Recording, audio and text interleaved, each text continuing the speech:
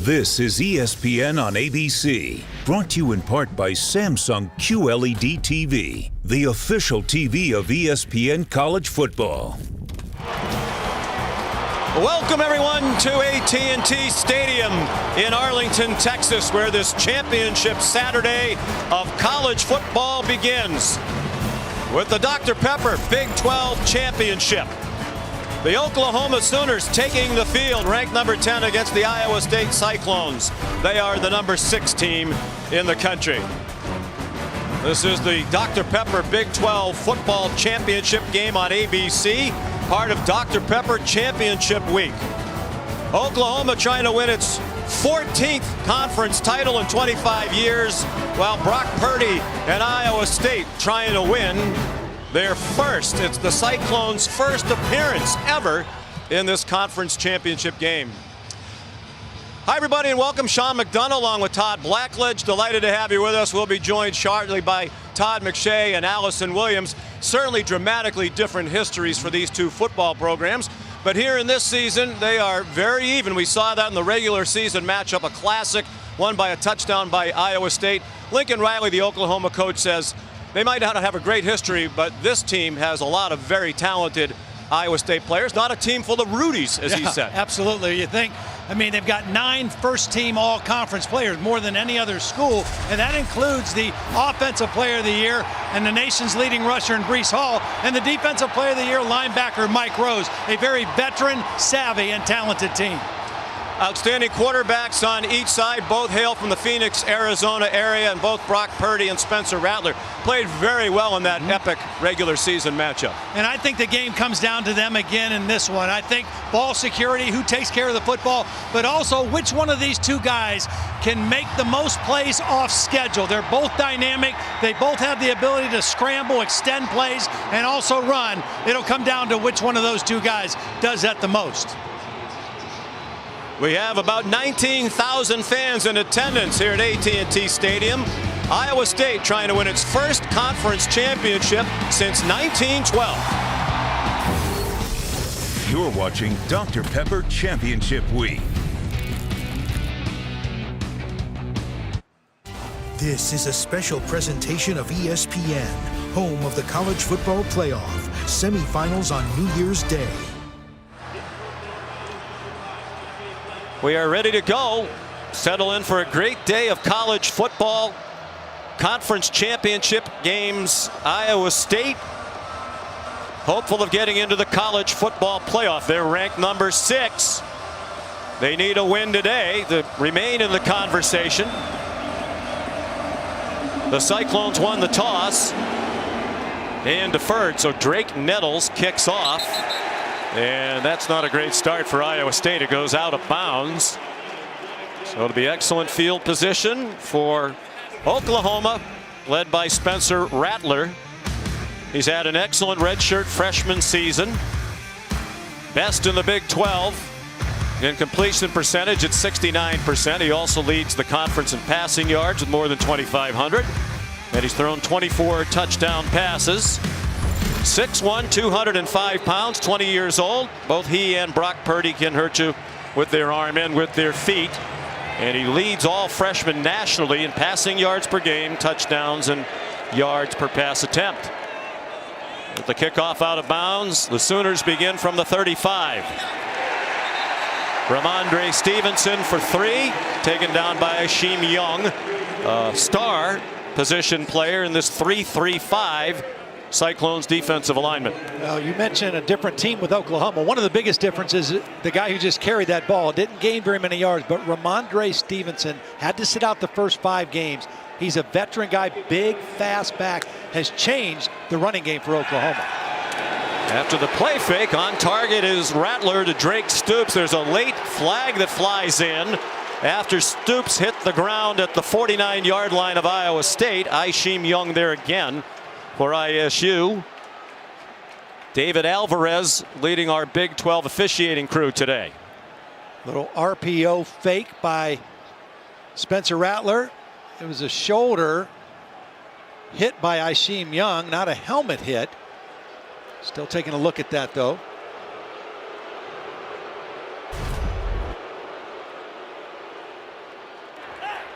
Personal foul, targeting, defense, number 1, 15-yard penalty, and automatic first down. The previous play is under review. So it'll go to Gene Semko, the replay official. Let's bring in our rules expert, Matt Austin. Obviously a very important play here, Matt. Less than a minute into the game. Yeah, this is going to be unfortunate, I'm afraid. The defender, I think, is just trying to make a play, but he does come in hard. He lowers that shoulder. He hits the receiver in the back of the head with the shoulder. He is defenseless, so anything to the head neck area is targeting. So I think this is going to be confirmed, and one's going to be disqualified. Now, it looks a lot worse from some angles than it does from others. Matt Campbell, the head coach of the Cyclones, very upset. That's John Haycock, you saw in the huddle there a moment ago, their defensive coordinator. But this is an important player. No doubt. He was the co-Big 12 Defensive Freshman of the Year, Kari Coleman of TCU. He's from Philadelphia. And they have excelled on defense, and Matt Campbell's the first to say it, largely because they've played with the same 11 people just about all season long. They've avoided COVID, and they've stayed injury-free. Well, Isheem Young was the guy who sealed the win in Ames against Oklahoma. Had the interception off of Spencer Rattler late. Also had 7 tackles in that game. 5 tackles and a forced fumble against Texas. He would be a huge loss to this defense. After further review, the ruling on the field is confirmed. Number 1 is disqualified. Well, you have to feel terrible for him. I don't think there is anything malicious about it, but as Matt Austin explained, by the rules, the letter of the law, that is the right call. I mean, I get it, but this is a hard game. Football is a hard game. That's a hard hit, it's a hard game, and that's a hard call going against Iowa State. I don't like it. That's not I just football. don't like What it. he did is a part of football. That's not what they're trying to get out of the game. That's football. He didn't lead with his helmet. He didn't launch himself head first. He lowered his shoulder to hit him with his shoulder. I actually agree with him.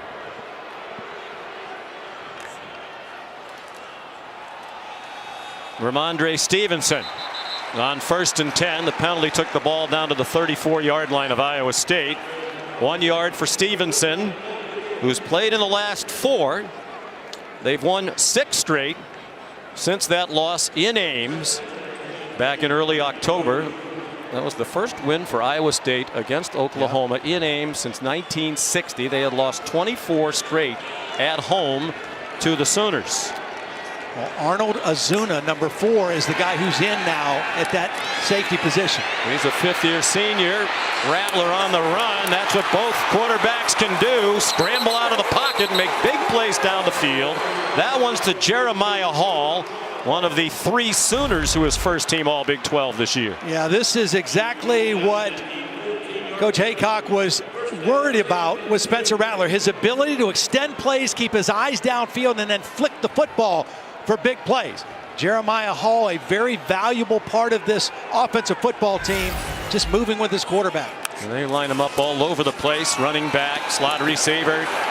Here's Stevenson inside the 5, and it'll be 1st and goal for Oklahoma at the 2. Lawrence White made the stop.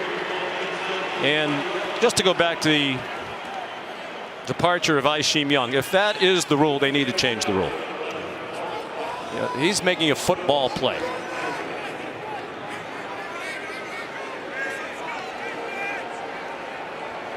I'm glad to know that Matt Austin said he agreed. So it's Stevenson again. Powerful, but also quick. They stack him up for nothing. Jake Hummel, one of the seniors on that defense. What a transformation they've watched in their program. Well, this is one of the areas where Iowa State has been outstanding all year. Their goal-to-go defense. In fact, in the game against Oklahoma and Ames, in their first possession, they got down inside there. A good stop forced a field goal attempt. Here you see the numbers. Only Northwestern has been better on defense. There's Chandler Morris into the game, and he runs in for a touchdown. Morris took the snap. 2-yard touchdown run. He's the 3rd string quarterback from right down the street here in Highland Park, Texas. Seth McGowan was also in the game. We weren't sure we were going to see him. He was the running back that got the key block as well. So backup running back, third team quarterback, and the Sooners get a touchdown. And bring Morris in from time to time to run. He's carried it 5 times this year now and has his second touchdown and likely first touchdown scorer in this championship game. And a big early development. Just more than 30 seconds into the game, Isheem Young called for targeting, gone for the rest of the game. And the Sooners go the rest of the way to take the early lead.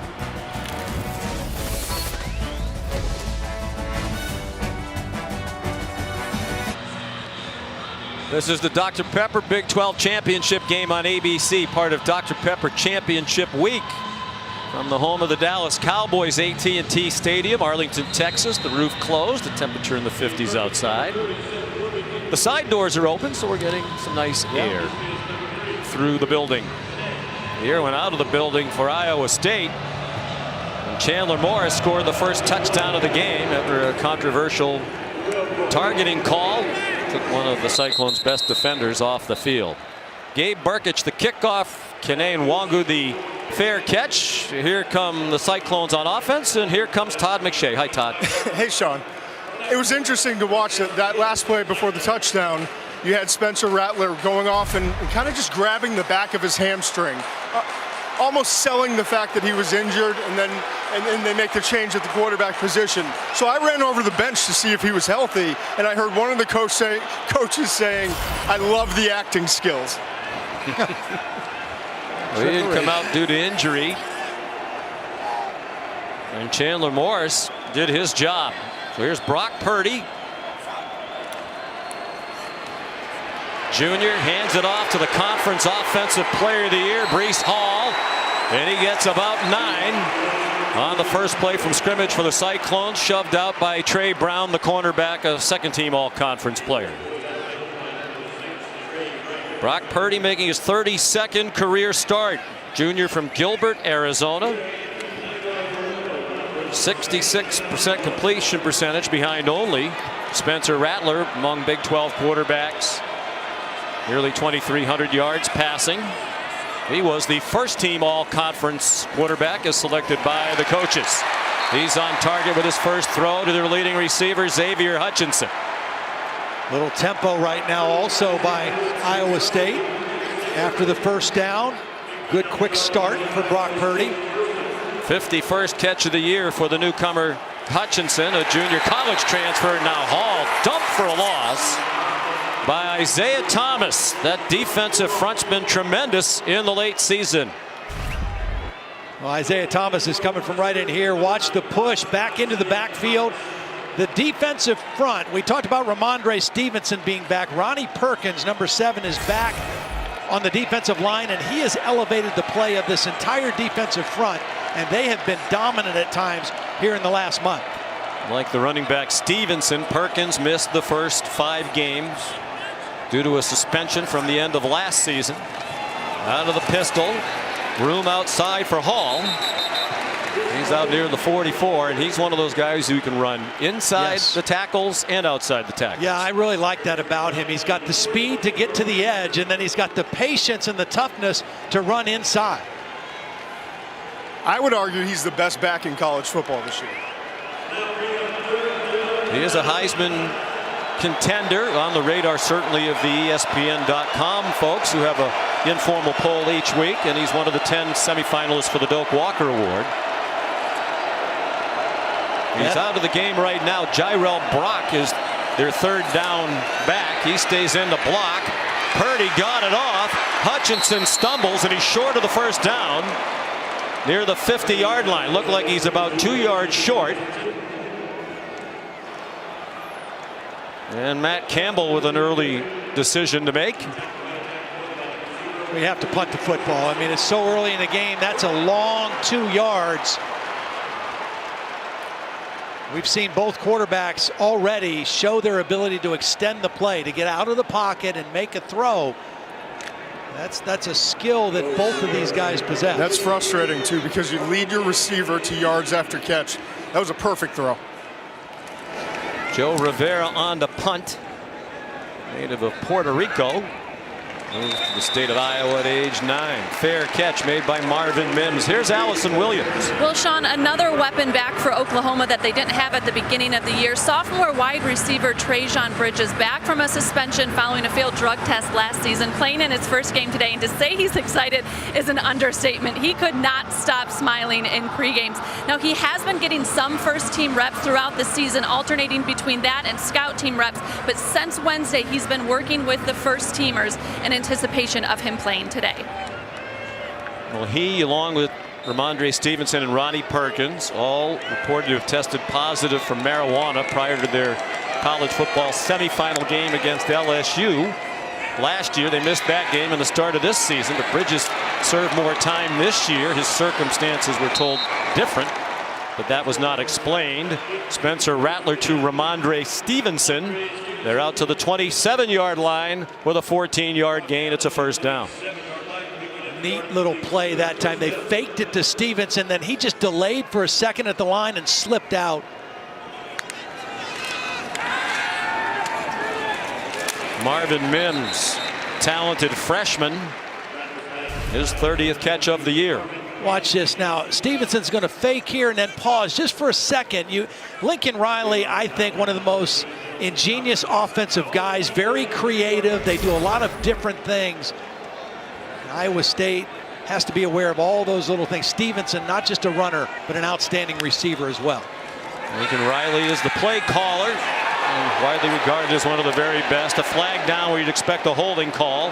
Rattler gets close to the first down marker. He might even have it, but that's likely not to be significant.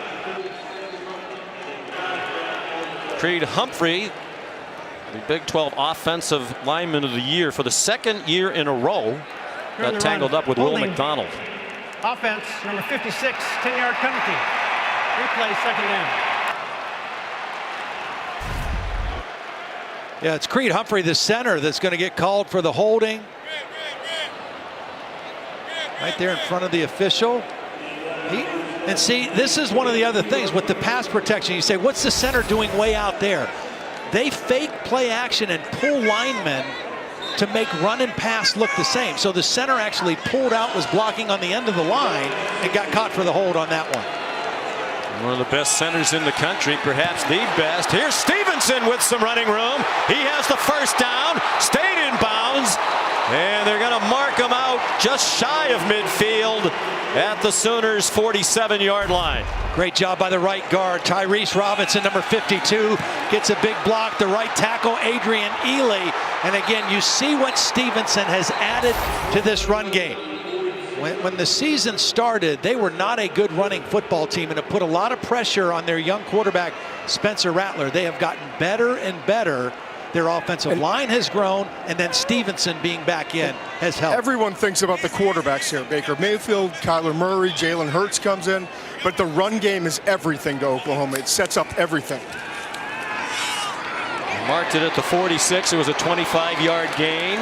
Theo Weiss, he's been emerging as a go-to wide receiver in recent games. And a tough run after the catch has the Sooners close to another first down. Well, again, that's you talk about the run, Todd. That's faking the counter trap, pulling the backside guard and tackle, showing run, and flipping it out on a wide receiver screen. They try to make everything look the same, and when they're rolling, they are really difficult to defend. And when you're a linebacker or safety and you're having to watch all those things, it's almost impossible to defend. A fake to Stevenson. Rattler on target. Inside the 40, it's a first down for Marvin Mims. They didn't have any first-team all-conference players on the defensive side. They had two on the offense, the center Humphrey and the running back Hall, and Mims was second-team all-conference. And Spencer Rattler was honorable mention, which I don't think he was real happy about. He's off to a great start at 6 for 6. Looks very sharp right now. They're on the move again, leading 7-0 are the Sooners. Rattler retreated through into a crowd, 3 men around Jaden Hazelwood, but he came up with the ball. And it's a first down for Oklahoma at the 20. I can't describe to you how good of a throw this is. Watch him layer it over the linebacker, Hummel, and right in between 3 defenders, Hazelwood, a big, tall receiver, able to go up and get the ball. But you've got to get it over that linebacker first for your receiver to even have a chance. That's the 3rd catch for Hazelwood. He was a 5-star recruit. He's a sophomore, and he's missed most of this season with a lower body injury. TJ Pledger, the running back now. They faked it to him. Mims got away. And Lawrence White came to the rescue of Tavon Kyle, the cornerback, who couldn't get Mims down originally. We just saw that same play the other side, where they pull the backside guard and tackle. They show that that's their bread and butter run play. They fake it and throw it out quickly to the receiver. Everything that Spencer Rattler has thrown from the pocket has been out of his hands quickly. Lincoln Riley in his 4th year as head coach, trying to win his 4th conference title. Off to a good start. Looked like the snap was mistimed.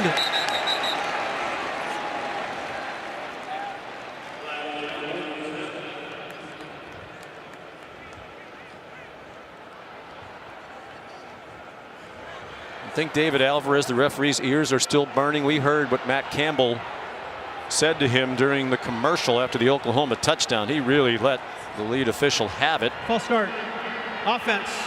Number 52, 5-yard penalty. Still 2nd down. Tyrese Robinson. We are not able to play it for you. It was spicy. You can understand why he's agitated. Matt Campbell just kept saying that's football. Yeah. And David Alvarez explained, much in the way that Matt Austin did to our audience, why by the rules it was targeting. Well, the fact that he was a defenseless player is really kind of what set it up that way. That was the difference. 2nd and 11. 5 minutes to go in the opening quarter. Controlled by Oklahoma. TJ Pledger, Jr., who was their leading rusher in the 2 games just prior to Stevenson's return. And he ran for more than 100 against both Texas and TCU, but now a backup with Stevenson back. 3rd down here. A lot of Cyclone fans have made the 10-hour drive from Ames down here to the Dallas-Fort Worth Metroplex. Each school got 4,500 tickets. Rattler throws to the sideline, and it is incomplete. Officials deemed that the catch was juggled by Charleston Rambo as he went across the sideline. Spencer Rattler leaving the pocket, an accurate throw, but there's the little bit of a bobble with his foot on the line, not able to secure the catch. Good effort. There's the foot landing out of bounds anyway. A field goal situation now for Burkage. One of the best in the country, 1st team all Big 12. He was one of their 3 1st-team all-conference players. Casey Kelleher is the snapper. Spencer Jones the holder. And that one is no good. Well, he didn't miss a kick all of last year. The first miss of his entire college career was this season in the game at Ames when they tried a 54-yarder just before the half. And he's been ordinary since then. No good from 36, and it's still a 7-0 lead for the Sooners at the Dr. Pepper Big 12 Championship.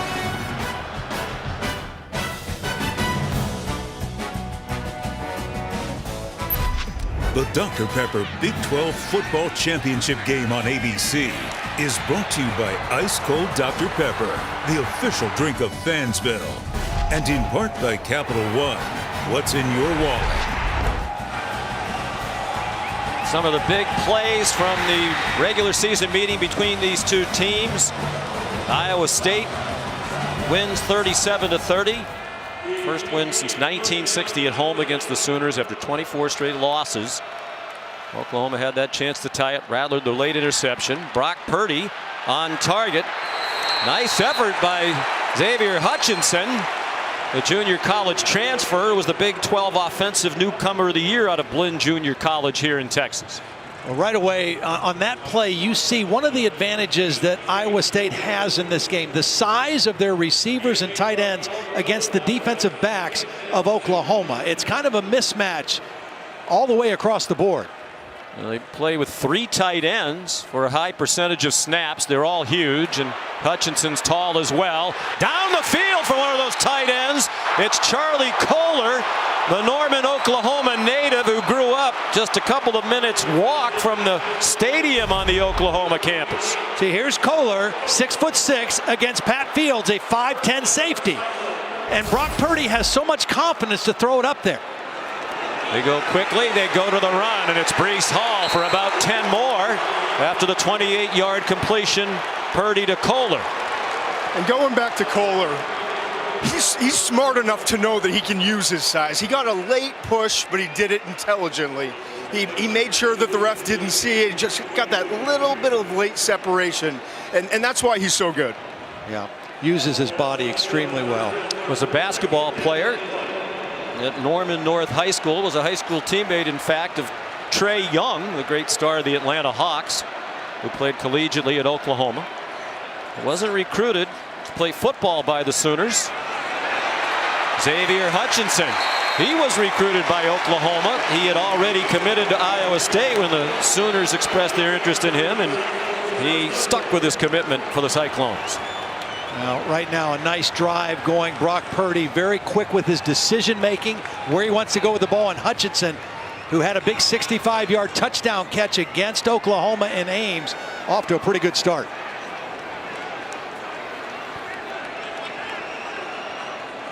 Four catches already for Hutchinson. The last one good for 8 yards. They're on the move. On 1st and 10, Hall looked like he might lose some. Got dragged down by Ronnie Perkins after a 2-yard gain. This is what I think makes Breece Hall really special, his patience. Watch this now as he starts here. You're right, Sean. This looked like a loss of yardage play, but watch him just wait for that block to continue and then get upfield and turns it into a 2-yard gain instead of a 2-yard loss. That's a heck of a run. Excellent defensive line against a solid Iowa State offensive line. Purdy faked to Hall, got it away under duress, and it's broken up. Intended for Hutchinson and batted down by Trey Brown. Yeah, really nice play by Trey Brown. He's their best cover guy. The ball hung in the air a little bit because Purdy was throwing it backing up. See how it flutters a little bit? And that enabled Trey Brown to get a hand on it and knock it away. They blitz the linebacker Brian Asamoah. Here's 3rd down and 8. Oklahoma leads 7-0. They scored on the opening drive of the game. Now right now it is 3rd and 8, and they have 13 personnel in the game, which means 1 back and 3 tight ends. Number 89 Sainer is a tight end right now in motion. 3 tight ends, all 6'6" or taller.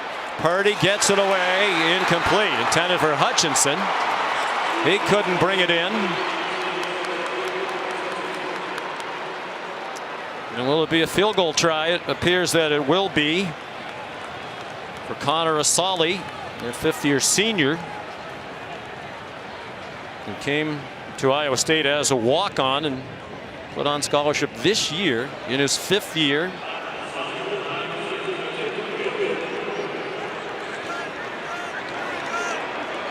This is from 43. It would be a season long. His career long is 50. Of course, indoors with the wind not a factor. Good snap and hold. And that one is no good. Hit the right upright and did not carry him through. So each team has missed a field goal here in the first quarter.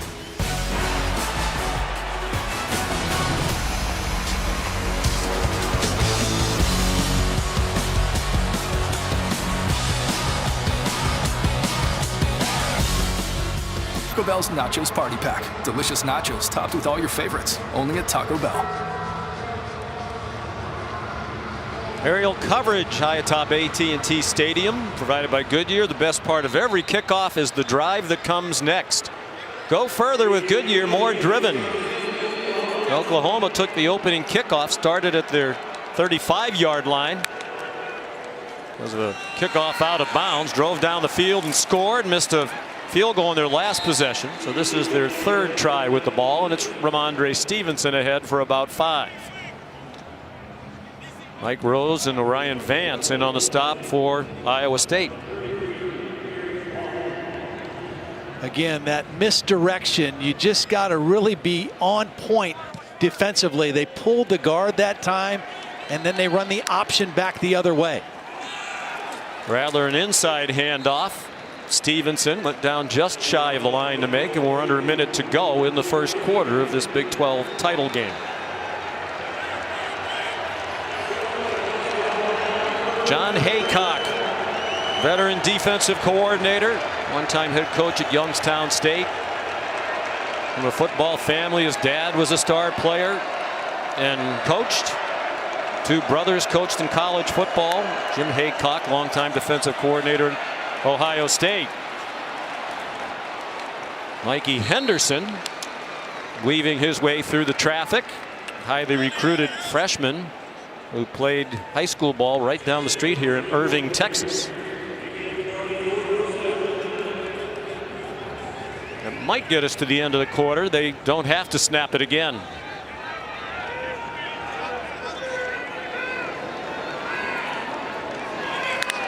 And they will run one more play. Spencer Rattler takes off, running, throws on the run, and it is deflected and caught. Marvin Mims made the catch. Jake Hummel had the interception. I mean, he had both hands on it and just not able to pull it down. And the ball ricocheted off Hummel, and Mims comes up with it. Watch, a tough throw. It's deflected first. I think that was Orion Vance, number 34, that deflected it first, and then Hummel almost caught it. ESPN's presentation of college football on ABC will return after this message and a word from our ABC stations. The journey is on. The AT&T Countdown to the College Football Playoff National Championship, Monday, January 11th on ESPN.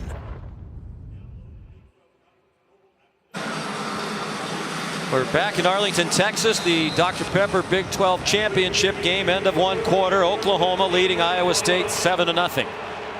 Mims right here. You got to defend deep shots with Oklahoma. Rattler looks like he wants to launch one deep. He's going deep for Mims and has the touchdown. Great call by Lincoln Riley and by Todd Blackledge. It's 45 yards. Well, he runs a tremendous route. It's the perfect time to take this shot, right? Iowa State almost had an interception. He turns a really good player, the safety Greg Eisworth, completely around. And Spencer Rattler hits him with the football. Great route, great call, and the right time after the near interception.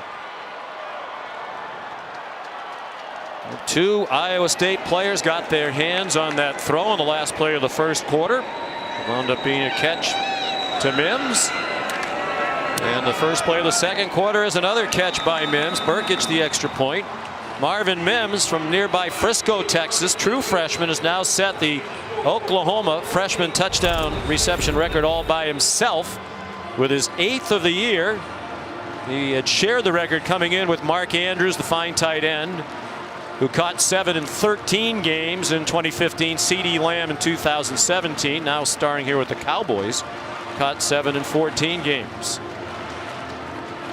Mims playing in just his 10th game of this season. Iowa State 43-81. As we mentioned, this is the start of a great day of championship football on ABC. Coming up next, Clemson and Notre Dame for the ACC championship. The Irish playing in a conference for the first time ever. The American title game, Cincinnati and Tulsa tonight. And the results will have a big impact on the exclusive reveal of the college football playoff matchups that you'll see tomorrow, noon Eastern time on ESPN and the ESPN app. Semifinals in the Rose Bowl game presented by Capital One, 5 Eastern on New Year's Day, followed by the All-State Sugar Bowl. Race and the guys tomorrow also have the unveiling of the New Year's 6 bowl games, final top 25 rankings. Here's Kevin Nagandi after the touchback.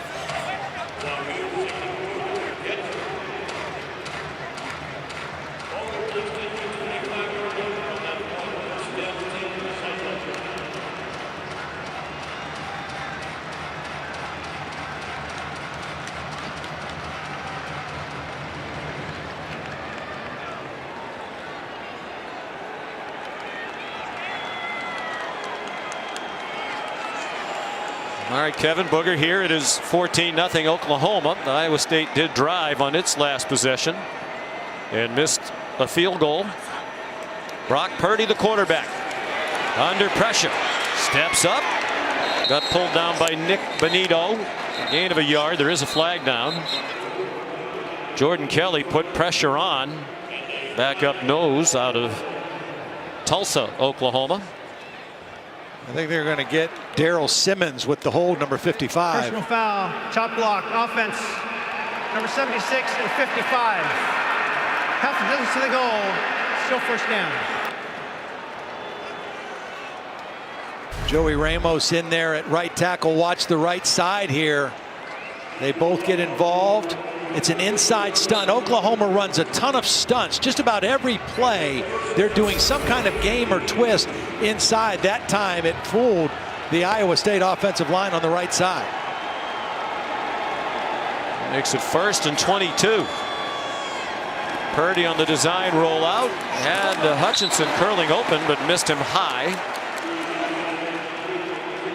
When these teams played in Ames, Iowa State fell behind 17-6. They were behind in the second quarter and battled back and trailed a couple different times in that ball game. They also had 2 games they were behind it by double digits in the second half. But Oklahoma looks very sharp right now offensively. I don't think they can afford to let this game get much further away.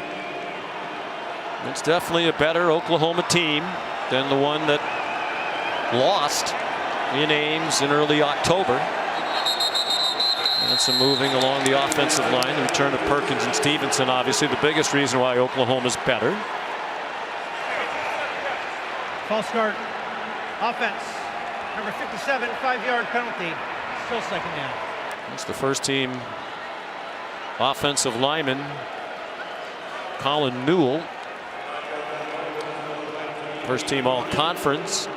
Well, since the loss at Iowa State, and that was on the heels of a loss to Kansas State, they've gone 6-0 since, have the Sooners, and outscored the opponents in those 6 by 155 per game.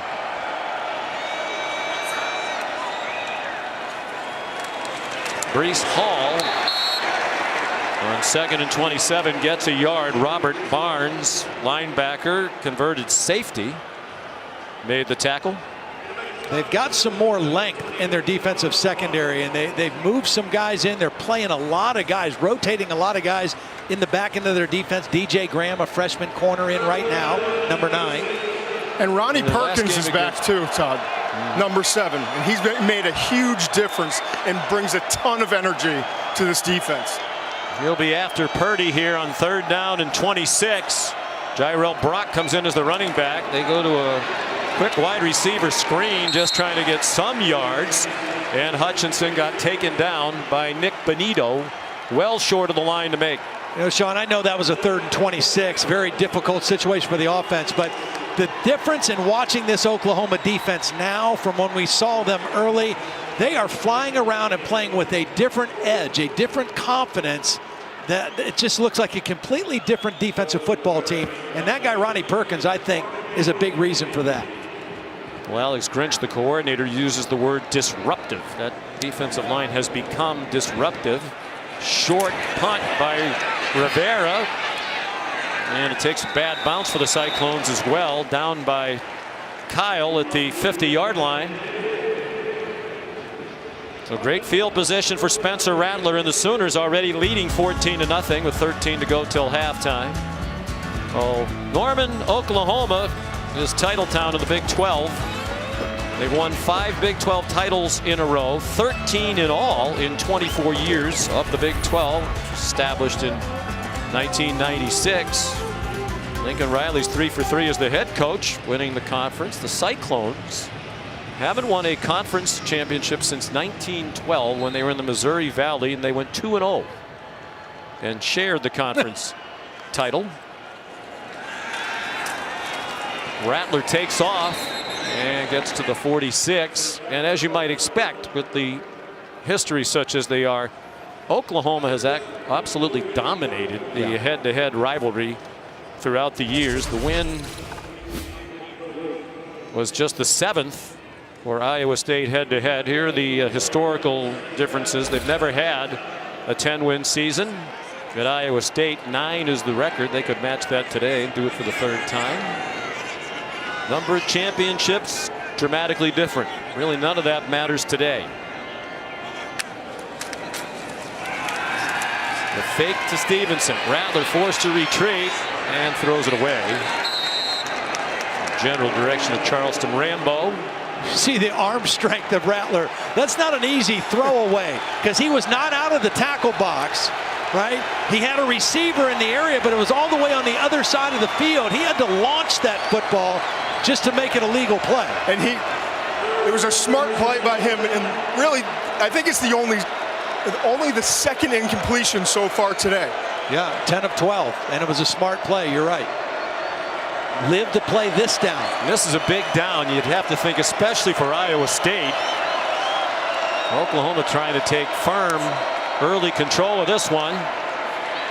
Mims did not get to the 40-yard line, down 3 yards short, and now Lincoln Riley has a decision to make on 4th and 3. I think you punt the football. Your defense has played so well down the stretch here.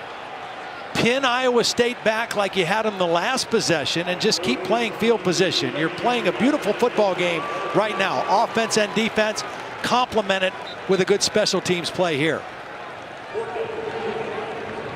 Breeze Munshaw, the punter, back in his home state from New Braunfels, Texas. Tariq Milton back to receive it for the Cyclones.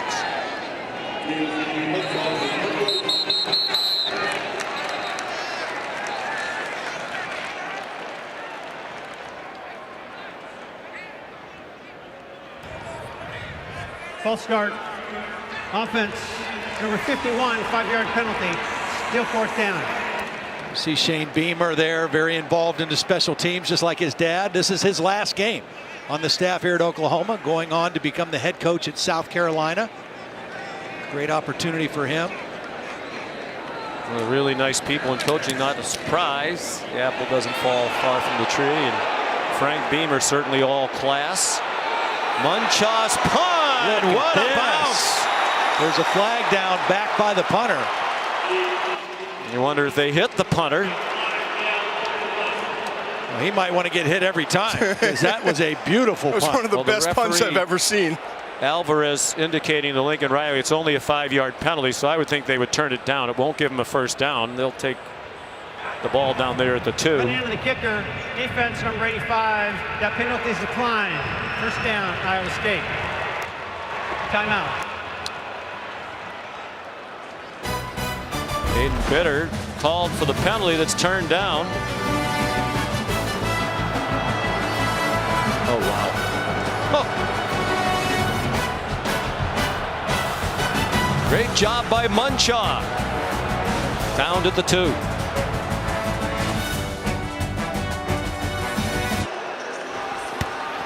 This season, for every field goal and extra point made by participating universities, All-State will make a contribution to the university's general scholarship fund. Thank you, All-State. Each team has missed a field goal today. Iowa State down 14-0. Breece Hall trying to find some running room, and he got nothing.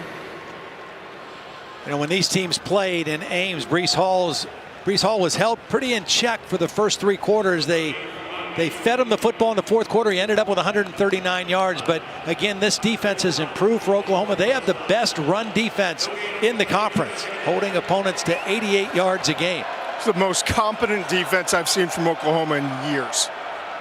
And they're 4th in the nation in rushing defense. Hall entered leading the nation in total yards for a running back, averaging over 137 yards per game. They stick with him. He's out to the 5. No other running back has rushed for more than 73 yards against Oklahoma this year. And as you said, Todd, Hall had 139. Number 1 in the country in total rush yards for the Oklahoma defense, 4th in the country in run defense. And in that game in Ames, they leaned on him in the 4th quarter. They gave it to him 10 times in the 4th quarter, and that's when he had his biggest runs, including a 36-yarder. But they were right in that ball game. It was a one-score game. They really need a conversion here on 3rd down and 8. Purdy avoided a sack and a safety, got it away, and it's an incomplete pass. Tried to dump it off to Breece Hall with Brendan Radley-Hiles in the area. It was Perrion Winfrey. Looked like he had a great chance to take down Purdy in the end zone for 2 more points. Watch Winfrey. He's going to run right through 2 blockers. Alex Grinch says this junior college transfer next year has a chance to be one of the best defensive linemen in the country. He has really started to come on here late in the season, and that is an unbelievable play. Ran through 2 Iowa State linemen. So here's Joe Rivera to punt again.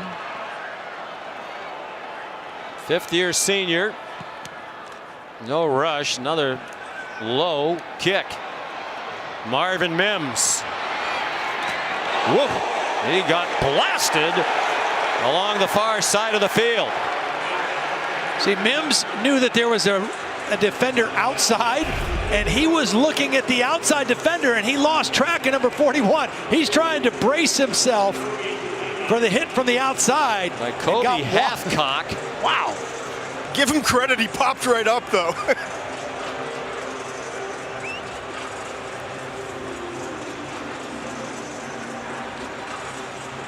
Halfcock the primary hit.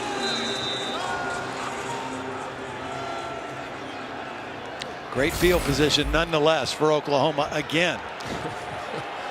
Tavon Kyle also part of that sandwich. Sooners from the 40, that excellent field position. Ramondre Stevenson broke a couple of tackles at the line, lunged ahead for 2.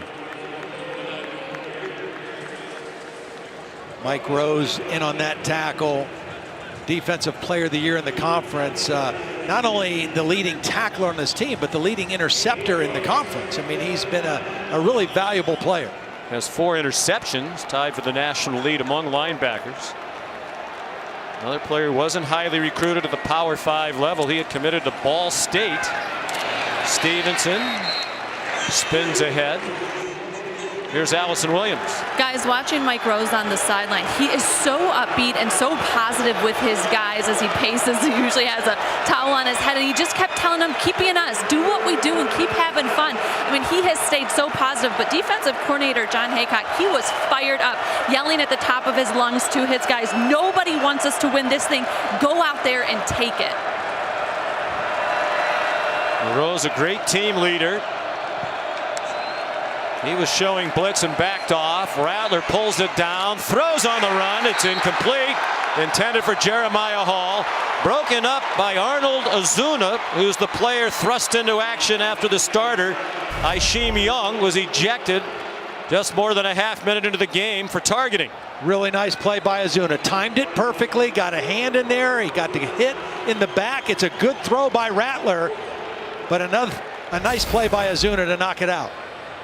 Another guy playing close to home. He's from just down the street in Grand Prairie, Texas. So now Gabe Burkich is going to try a long one. This would be a 54-yarder, which would be a career long. His career long is 51 in the game earlier this year at Iowa State. He's made 3 from 50 plus this year. And that one is good.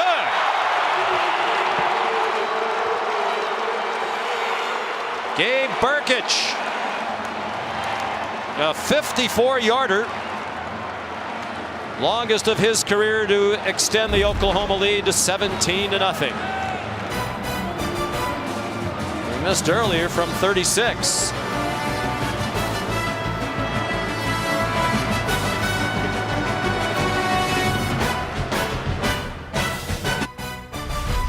The Dr. Pepper Big 12 Football Championship game on ABC is brought to you by Ice Cold Dr. Pepper, the official drink of Fansville. In part by Pacific Life, more than 150 years strong. Trust in your tomorrow. And Burger King. Mix and match your favorites for just $5. The Oklahoma Sooners have won the last 5 Big 12 championships. Meanwhile, Iowa State trying to win its first conference title. 3rd in school history. First one since the 1912 Missouri Valley Championship, when they won it with a league record of 2-0. Big wins over Missouri and Drake.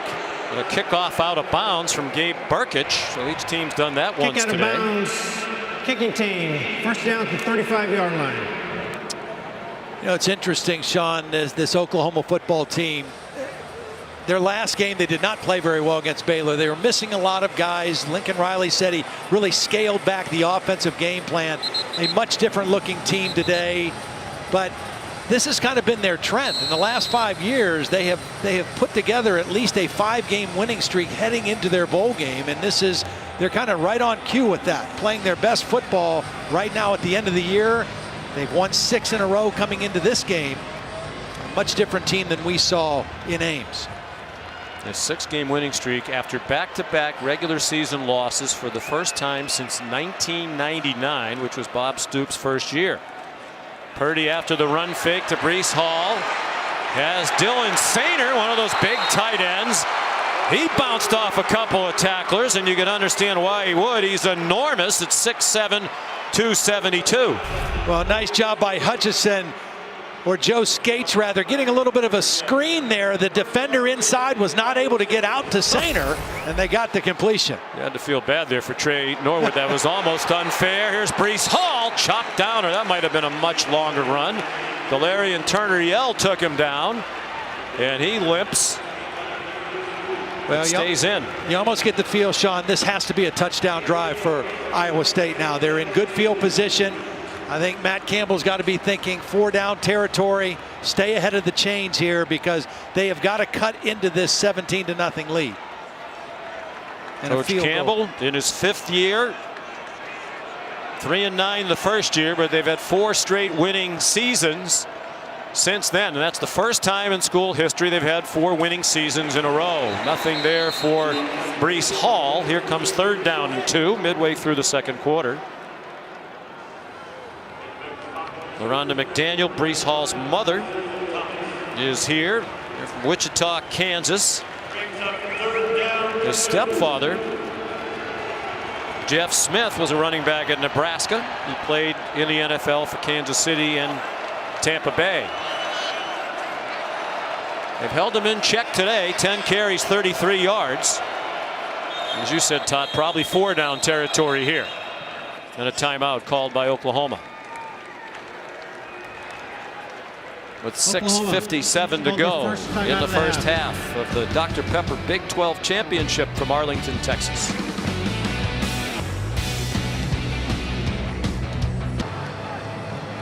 Aerial coverage provided by Goodyear, celebrating the endless pursuit of forward momentum. Goodyear, more driven. And don't forget, we have the Dr. Pepper tuition giveaway coming up at halftime of today's game. This is where Charlie Kohler's got to come up for a big play here on 3rd down. 3rd and 2. They're down 17-0. Probably 4-down territory. And Breece Hall gets nothing. Driven back, in fact. Well, they're going to give him forward progress to the line of scrimmage. I think they're definitely got to go for it. You know, the discouraging part is the last 2 times Breece Hall has run the football, he has not gained much more than an inch. So do you trust trying to run again? I think you got to throw. I think it's got to be Brock Purdy making a play. Jake Remsburg, starting right tackle, out of his uniform. Left arm injury. Joey Ramos, who was a starter earlier in the year, is in at right tackle. Oklahoma crowding the line of scrimmage. Purdy trying to draw them offside. He did. I mean, there would look like there was contact there. Matt Campbell going crazy. Nobody threw a flag. There had to be contact. Iowa State called their first timeout of the half. 30 seconds and late. The way Brock Purdy was operating, it looked like they weren't ever going to run a play. They were only trying to get the offsides. They got it on this one, I think. I mean, that's no contact. I guess he'd get back. But Brock Purdy definitely trying to use the hard count and the head bob to draw the penalty. And Matt Campbell's got to get himself under control here. He is losing his mind down here on the field. Because now he has to make a decision what to do on 4th down. Well, he's still upset from what happened a half minute into the game when Ikeem Young was ejected for targeting. We heard what he said to David Alvarez, the referee. That's football, and was very spicy in explaining why he hated the call. Allison Williams told us, John Haycock, the defense coordinator, said nobody wants us to win this game. I think they feel like they're not getting a fair shake from the officiating crew. But cooler heads have to prevail right now. And they are going for it on 4th down and 2. Hall, the running back. Good keep by Purdy. Great call by Tom Manning. Purdy executes and gets shoved out of bounds by Woody Washington.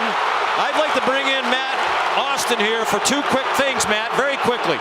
Should there have been a penalty for offside? And should Matt Campbell be flagged for this behavior? I don't think there should have been a flag for offside. I didn't see any contact. The nose guard came across. The guard didn't flinch, didn't appear to move at all. So I think that's a good no call. The center should have snapped the ball when he came across. Right. They'd have got a free 5 yards. And Coach Campbell, unfortunately, if you're acting like that on the field, that's pretty much an automatic flag if you're arguing a call. So yes, he should have got a 15-yard unsportsmanlike penalty. And Matt, also on that, when the lineman comes across the field, if the guard moves, like in reaction, that draws the penalty as well, right? That is correct. Timeout Iowa State. So more importantly, after the high emotion from the head coach and his team, they execute a play they absolutely had to have. Yeah. And again, the players trying to calm down Coach Campbell. He is a fiery competitor who has done one of the great coaching jobs in recent college football history. Long one of the doormats of major college football. They are a team eyeing the college football playoff possibility if they could win today. Well, he does need to calm down. He needs to calm down right now because his team needs him to be calm. They want his emotion, they want his fire, but he's got to have a cool head in the decision-making part of it. And let's be fair to the officials. Right? Matt Austin told us on the targeting 30 seconds into the game, by the way the rules are written, that was the right call. Right. And the officiating crew did a good job there because it didn't look like there was contact. Right. And there wasn't movement along the offensive line, and the Oklahoma players got back. And they were pretty gracious in not flagging him for his behavior. Brock Purdy throws into a crowd, and it's intercepted. A terrible mistake by Purdy, and Trey Norwood has another interception.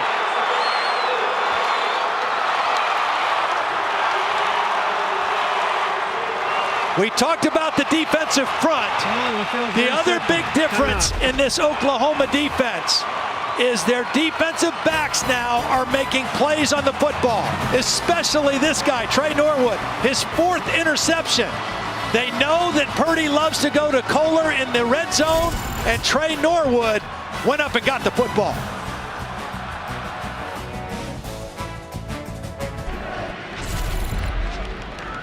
Time for today's Dr. Pepper Spotlight.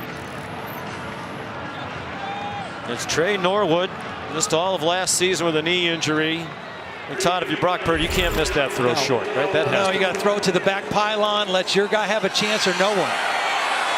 So leading 17-0, they go to a reverse. TJ Pledger gave it to Marvin Mims, and that's dropped at the line of scrimmage. Nicely played by Datrone Young. Purdy's interception, the first turnover of the game for either team. And for Oklahoma, their 5th consecutive game with a takeaway. And really, again, that is one of the biggest differences in this football team from when we saw them earlier. Alex Grinch has always prided himself on defenses that take the football away. They weren't doing it last year. They weren't doing it early this year. They are now. Rattler looking deep after the play fake, trying to run away from Rose. He throws it away. And this brings to mind a play we saw earlier in the game that Matt Austin talked about during the commercial break. The notion of intentional grounding. Sean, that ball was thrown 20, 25 yards out of bounds. All right, Todd. So let's bring in Matt Austin on this play. Well, the difference on this one, he's outside the tackle box, right, Matt? Todd's exactly correct. If you get outside the tackle box and get it past the line of scrimmage, you're fine. But if you're in the box, you got to throw it near a receiver, and 10 to 15 yards out of bounds is not near a receiver. Tentative rush on 3rd down and 10. Rattler's throw is low, so Weiss no opportunity to run after the catch and get the first down. They settle for 8. I put that on Weiss, too. He has to know what he needs for the first down. I mean, that's just a simple curl route. Take it beyond the marker and not even worry about yards after the catch. Reese Munchaw on to punt again. Tariq Milton back deep. We're ticking down to 4 minutes to go in the opening half. Munchaw, good kick. High. Nose up spiral, and Milton makes the fair catch at the Iowa State 33. Time now for the Aflac trivia question. Oklahoma and Clemson have each won 5 straight outright conference titles. Oklahoma could make it 6 in a row in the Big 12 today. Clemson could make it 6 straight ACC titles. Later today on ABC against Notre Dame, we want to know which FBS team was the last to win 6 conference titles in a row. I don't know. You don't look like you know this. I don't know this one. This is Prize. Been outstanding all season long. Brock Purdy, the play fake to Breece Hall, had to get rid of it, and he throws incomplete for Charlie Kohler. I know Oklahoma has won 6 in a row. That was back in the 70s. I don't know if that was the most recent. Here's the answer. BYU. Wow. No, I wouldn't have guessed that. No. 7 straight in the WAC. Glory days of Lavelle Edwards. These are active winning streaks. Conference championships. 5 each for Clemson and for Oklahoma. Oklahoma leading this one 17-0. Cyclones still trying to get Breece Hall loose. DJ Graham took him down there. It'll be another 3rd down and about 6.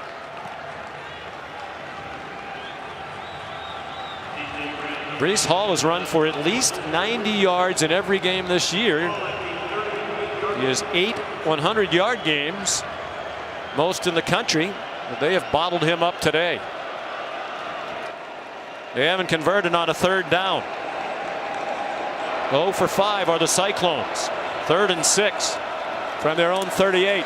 Purdy gets grabbed and face masked. A big break for Iowa State, and they could use one. Not much has gone their way, but Perrion Winfrey, poised to sack him, grabbed the face mask to do it. Well, we saw him run through 2 defenders. This time he just whipped the center, Colin Newell. Defense, number 8, 15-yard penalty and an automatic first down.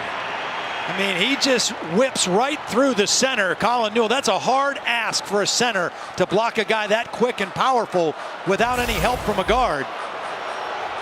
And Iowa State benefited from the penalty. Winfrey and Newell woofing at each other. Newell, the centers from right there in Ames, Iowa, grew up a huge Cyclone fan, sold programs at Jack Trice Stadium as a kid. Dreamed about playing for the Cyclones. You wonder if the dream was big enough to include appearing in a conference championship game. Purdy, another play action fake, and has a man breaking free. It's caught. It's Landon Akers out of bounds at the 22-yard line. Now this is perfect pass protection. They give Brock Purdy a clean pocket. Watch how long he's able to stay in here with this protection. Excellent job off the play action. This is a deep over route. It takes time to develop. Nice clean pocket. He's able to lead Akers away from the defender, and a big chunk play off of play action. For 25 yards. You know, Todd, we've watched this whole half, and not much has gone Iowa State's way. They score in this game. Yeah, they're still right in it. Yeah, it doesn't. But they have to score. It really, I think if you're an Oklahoma fan, you feel like, you know, we're comfortably ahead, but we should be more comfortable. Here's Breece Hall. Has some room outside this time. Has the first down, and gets bounced out of bounds by Trey Norwood. It'll be 1st and goal for Iowa State. Watch Jared Russ, number 43, kind of get a lead block. He's going to be coming in motion, and he's going to get out here in front of and get a nice block on Ronnie Perkins, and that enables Breece Hall to get to the corner. Sean, you said they've had him bottled up, but he's such a great player. You just keep feeding him the football, because eventually he's going to make some plays for you. he gets stronger as the game goes on. Yep. 10 carries in the fourth quarter when they played earlier in the year, and he took over the game. And 15-yard gain, his longest rush. First and goal, they're at the 7. Design run for Brock Purdy.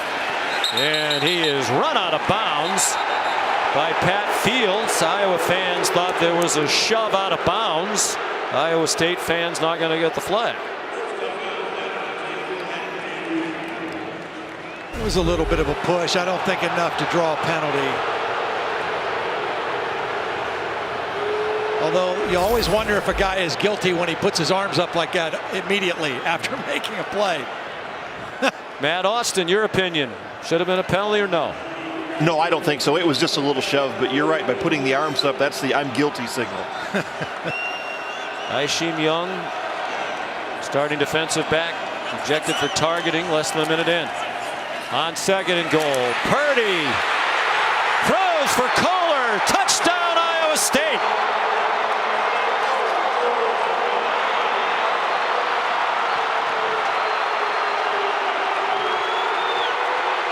Nice little combination route between Sean Shaw and Kohler. Kohler gets inside. Watch the route. He's working on Trey Brown. He's a 5'9" corner. The corner gets picked off a little bit by Sean Shaw. And Kohler able to get the football into the end zone on a much-needed Cyclone touchdown.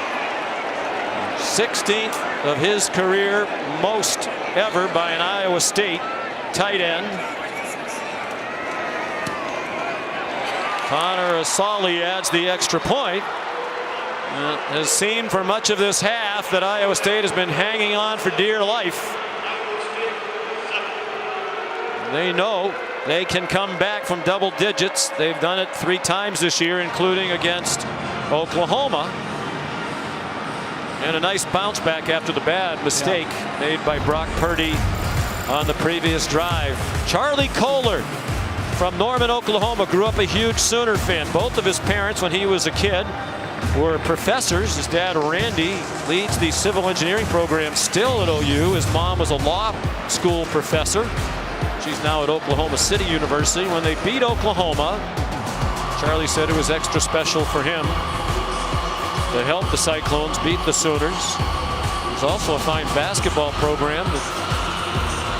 Norman North, best player obviously on that team was Trey Young. We tried to get him to say that Charlie would have had more points if Trey Young would pass the ball every now and then. Drake Stoops, the Oklahoma wide receiver, also on that basketball team.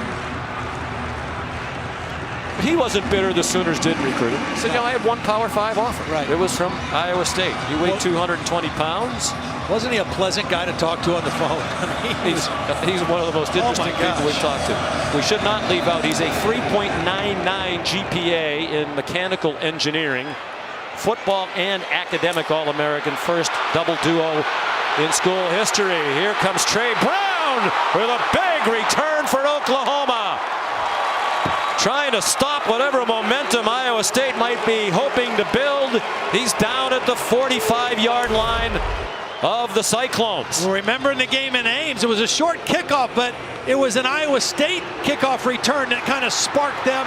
Trey Brown now getting out past the 50 on a short kick, and Oklahoma can be very aggressive right now with this offensive possession. Well, the kickoff team has been a big problem all year long for Iowa State. They've tried 4 different kickoff men. Special teams really hurt them in their season opening loss to Louisiana. Well, remember the first kickoff of the game, they kicked it out of bounds. So they've struggled here tonight in that department as well. Minute 26 to go in the half. 2 timeouts for OU. Rattler out firing. Another low throw, and the catch made by Theo Weiss, short of the first down and inbound, so the clock will run. Such a huge break on the kickoff return, because again, now Lincoln Riley can be very aggressive. He's got 2 timeouts, great field position. Rattler the play fake. Same little and slip. Stevenson open up the middle. To the 23-yard line he goes. This all set up by the 43-yard kickoff return by Trey Brown. God, I love this play. I mean, they're able to, they got Jeremiah Hall going out in the flat, and they got Stevenson slipping inside, and Spencer Rattler gets to choose which one he wants. They have plenty of time here. They really don't need to hurry. Ramondre Stevenson breaking tackles and down at the 9-yard line. Lawrence White made the stop with help from Arnold Ozuna. Remember, Iowa State won the toss and deferred. They're going to get the ball to start the third quarter. Trying to get one more stop before halftime, and the kickoff return has put Oklahoma right on the doorstep of another touchdown. Officials timeout for an injury to a defensive player.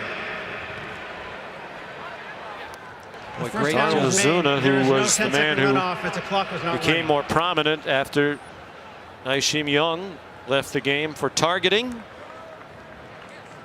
The kickoff return by Brown, the longest of the season for Oklahoma. He had not returned to kickoff all year. Well, now you wonder, who does John Haycock go with now? You've lost Ishim Young. Ozuna's got to come out for at least a play. They've put Mason Chambers, a true freshman, Schertz, Texas, number 33 in there. There's one of the rule changes this year. When you're ejected for targeting, you don't have to go to the locker room. You can stay on the sidelines with your team. It has to be agonizing for Ishim Young. Capital One halftime report coming up. Kevin Nagandi, Booger McFarland, Mark Sanchez. I'll tell you about the other conference championship action already underway. You know, we haven't mentioned it yet, but Oklahoma playing out without one of their best offensive weapons, Austin Stogner, their tight end, and especially in this part of the field, he's a guy that Spencer Rattler was very comfortable with, a big target, not available in the ball game tonight. Missing his third straight game with a lower body injury. Rattler, design keep, turns the corner and scores. Jake Hummel couldn't take him down at the corner, and Rattler was on his way to the end zone with a 9-yard score.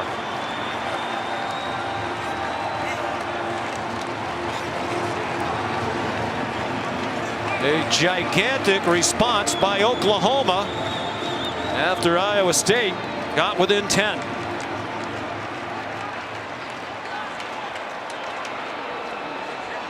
Fifth rushing touchdown of the year for the redshirt freshman Spencer Rattler.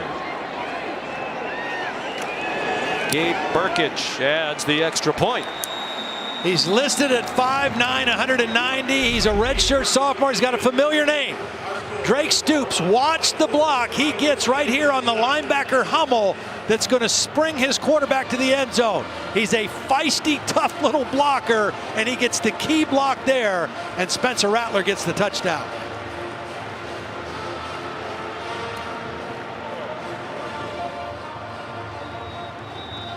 Fourth different starting quarterback in as many years for Oklahoma.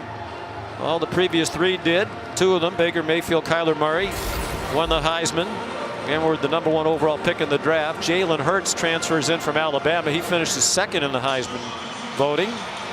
But Rattler has stepped in. He reminds a lot of people, including Lincoln Riley, of Baker Mayfield. Yeah. Well, I think because of his ability to extend plays and make throws on the move outside of the pocket, and throws that can be deep down the field. The two quarterbacks that played most recently, Jalen Hurts and Kyler Murray, both more run guys, and they did a lot more with the quarterback run with those two guys. Spencer plays the game a lot like Baker Mayfield. There's a touchback. Off the foot of Burkich. So Purdy with only one timeout, 37 seconds to go. How do you play it here? You see if you can get a first down. You got to be smart here. You can't do anything careless with the football. You're going to get the football to start the third quarter. So you call a couple plays here. If you can get a first down, then maybe you use the timeout. You try to get yourself in position, but I would expect it to be pretty safe. Try to gear up for the third quarter and see if you can get yourself back in the football game.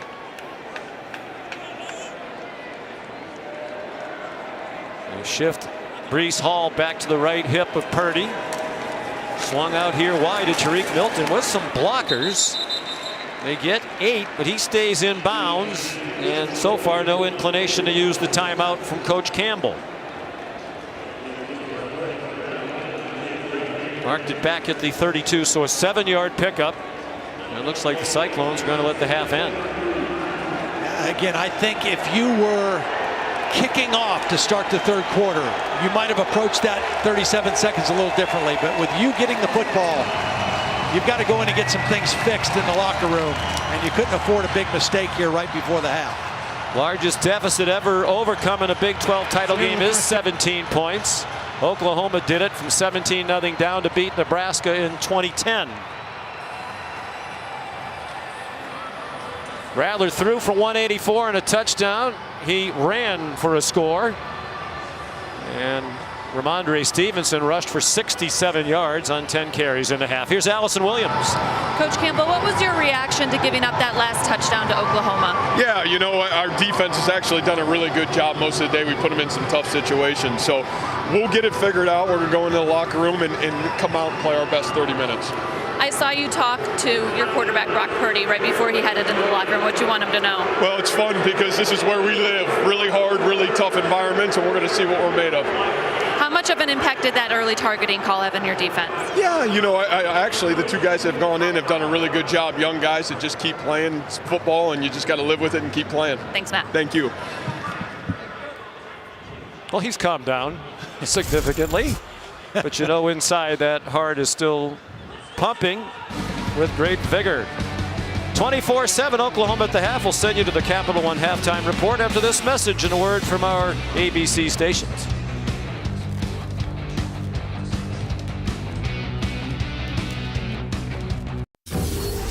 Welcome back to Dr. Pepper Championship Week.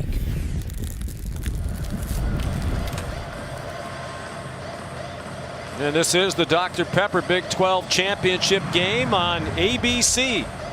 Big part of Dr. Pepper Championship Week from Arlington, Texas. At the half, Oklahoma trying to win its 6th Big 12 title in a row, leading Iowa State 24-7. Here's our Pacific Life game summary. Well, Oklahoma was very sharp, particularly quarterback Spencer Rattler starting the game 14 of 18, seeing the field, playing well within the scheme. Also had a 9-yard touchdown run.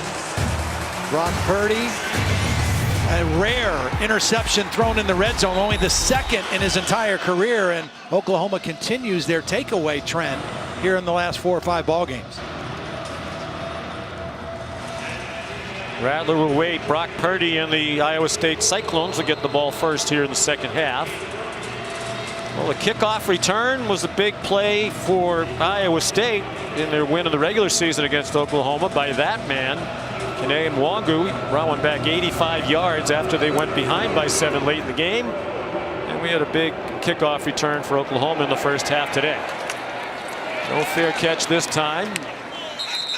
And they'll begin near the 25-yard line. We welcome you back, Sean McDonough, along with Todd Blackledge, and obviously a very important opening possession of this second half for Iowa State. Yeah, it really is. I mean, they've got to get something going and get points on the board, because right now at 17, they can still keep Breece Hall involved in the game. I mean, he still is such a valuable part, but if they get further behind, it's tougher to try to run the football and use up so much clock. So they've got to be productive here on this drive and keep number 28 as a major factor with their offense. Offensive Player of the Year in the Big 12, selected by the coaches. Breece Hall rushed for 52 on 4 yards per carry. He averages over 6 yards per carry coming in. They start the half with him for almost nothing. Deshaun White made the tackle. They'd come from behind from double digits twice in the second half when they were down by double figures 17-6 against Oklahoma in the first half of October in Ames. You know, Matt Campbell's one of those coaches who preaches it and means it, one play at a time, one day at a time, never look ahead. And that mindset's been a big part of their success. Purdy throws, and it is incomplete, intended for Landon Akers and broken up by Woody Washington. I think Woody Washington was kind of lucky on that play because he didn't know where the football was. Akers did. Woody Washington didn't get his head around to see the football, but he was still able to get a hand in there. I mean, that's a heck of an athletic play by Washington when he didn't really know where the ball was.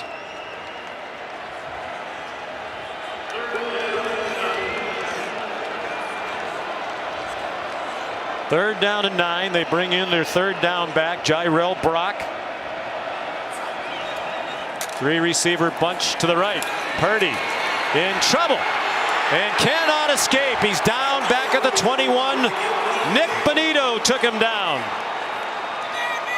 Well, this is really a good job by Alex Grinch, because first of all, he's going to take Perkins and he's going to spy him. Here's Bonito. He's going to get the sack, but because Purdy saw Perkins sitting there, he kind of slowed up and Bonito was able to get him from behind. It was a three-man rush with Ronnie Perkins serving as a spy. Bonito comes through with the sack. That's the difference this year with this defense. They have a pass rush. They really do. He had 6.5 sacks coming into the game, Bonito. Yeah, all in the last 5 games. Now he has 7.5 in the last 6 games. Good punt by Rivera. Mims frustrated that he couldn't field it. And it's down at the 25-yard line. Spencer Rattler had a very good first half. Yeah, he really did. I mean, you see his skill set. Again, his ability to extend a play and make an accurate throw down the field on the move. Watch this one. This is as good of a throw as you're going to see all college football season. Layers it over a linebacker in front of a safety for another big completion. And then the touchdown throw to Mims. Little play action. He catches the open field. He sees his man one-on-one, and he gets him the football. He shovels it ahead on the first play from scrimmage of the second half. Ramondre Stevenson dragged down by Lawrence White after a gain of 5. Well, Rattler in the first game against Iowa State, I think what people remember most is the interception at the end of the game when they were down by 7 that ended the game. But Lincoln Riley said he thought that game was a turning point from a positive standpoint. He made a lot of plays throughout that game, threw for 300 yards, rushed for a touchdown, and has played it very well since. He runs, doesn't quite get to the marker. And again, at that point in the season, Oklahoma was not running the football very well. Not nearly as well as they are at this point in the season with Ramondre Stevenson and their offensive line growing up. Well, they brought back only 20% of their rushing yards from last year. Jalen Hurts, the quarterback, was their leading rusher, over 1,000. Kennedy Brooks, number 2, he opted out. They didn't have Stevenson.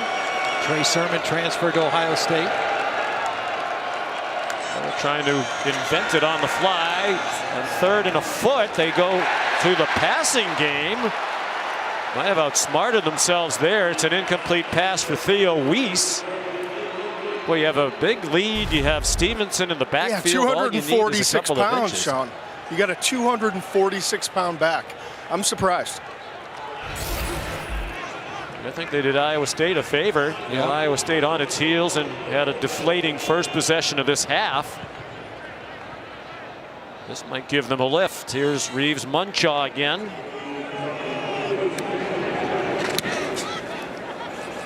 High kick, short. Tariq Milton comes out to the 32-yard line to make the fair catch.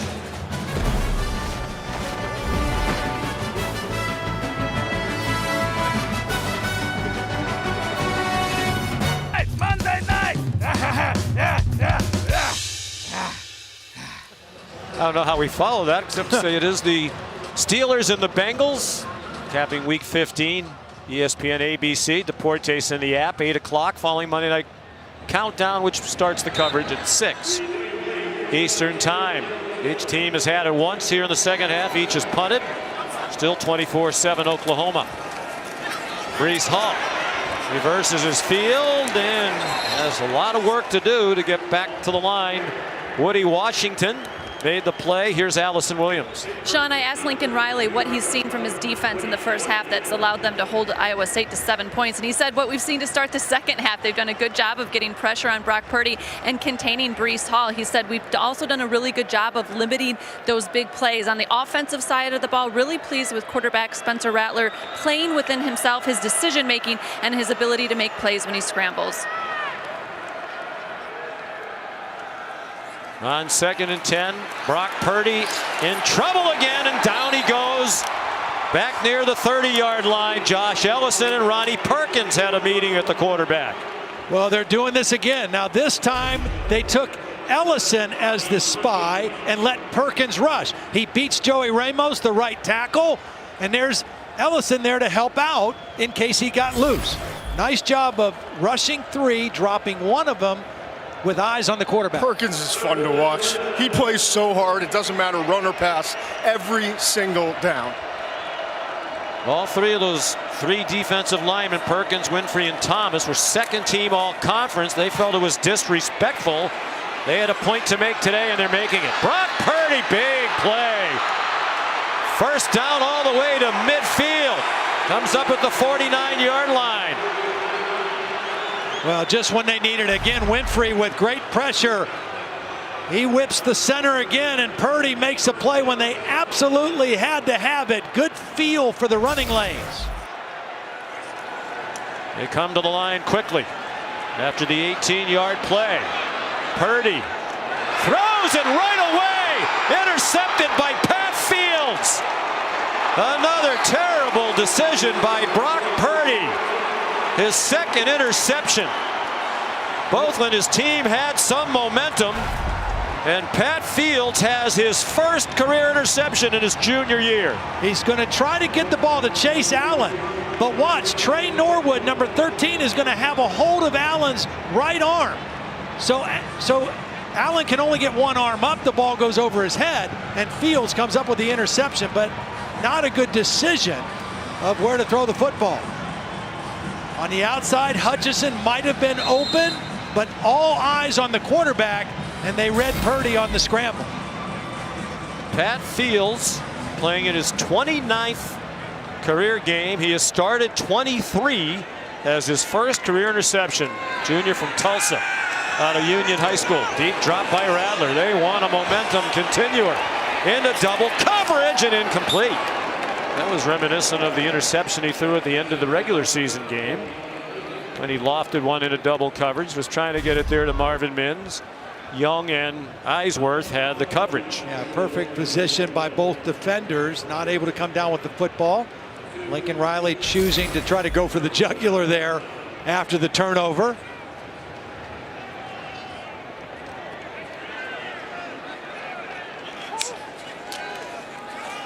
Ramondre Stevenson driven back near the line of scrimmage. Mike Rose and Will McDonald. And this was the interception, down by a touchdown late, trying to make the big play. Lincoln Riley said he learned from that. Spencer Rattler told us the other day he learned from that as well. When he said that the biggest improvement for him has been taking care of the football better, and he's done that tonight. That pass batted down by Jaquan Bailey, one of the great defensive ends in Iowa State history, all-time sack man at Iowa State with 25.5 career sacks, and that'll force another punt. Well, the Cyclone defense doing their part coming out of the locker room. That time Bailey knew he couldn't get to the quarterback, working on Eric Swenson, the left tackle. Just timed his jump and got hands on the football. Still, you feel like Oklahoma has some chances to deliver more of a knockout punch and can't quite do it. Well, hasn't it felt like the whole game they've had the field position too? Munshaw, fair catch made by Tariq Milton. But then again, it's also felt like Iowa State's had chances to make plays, and they haven't really done it as well.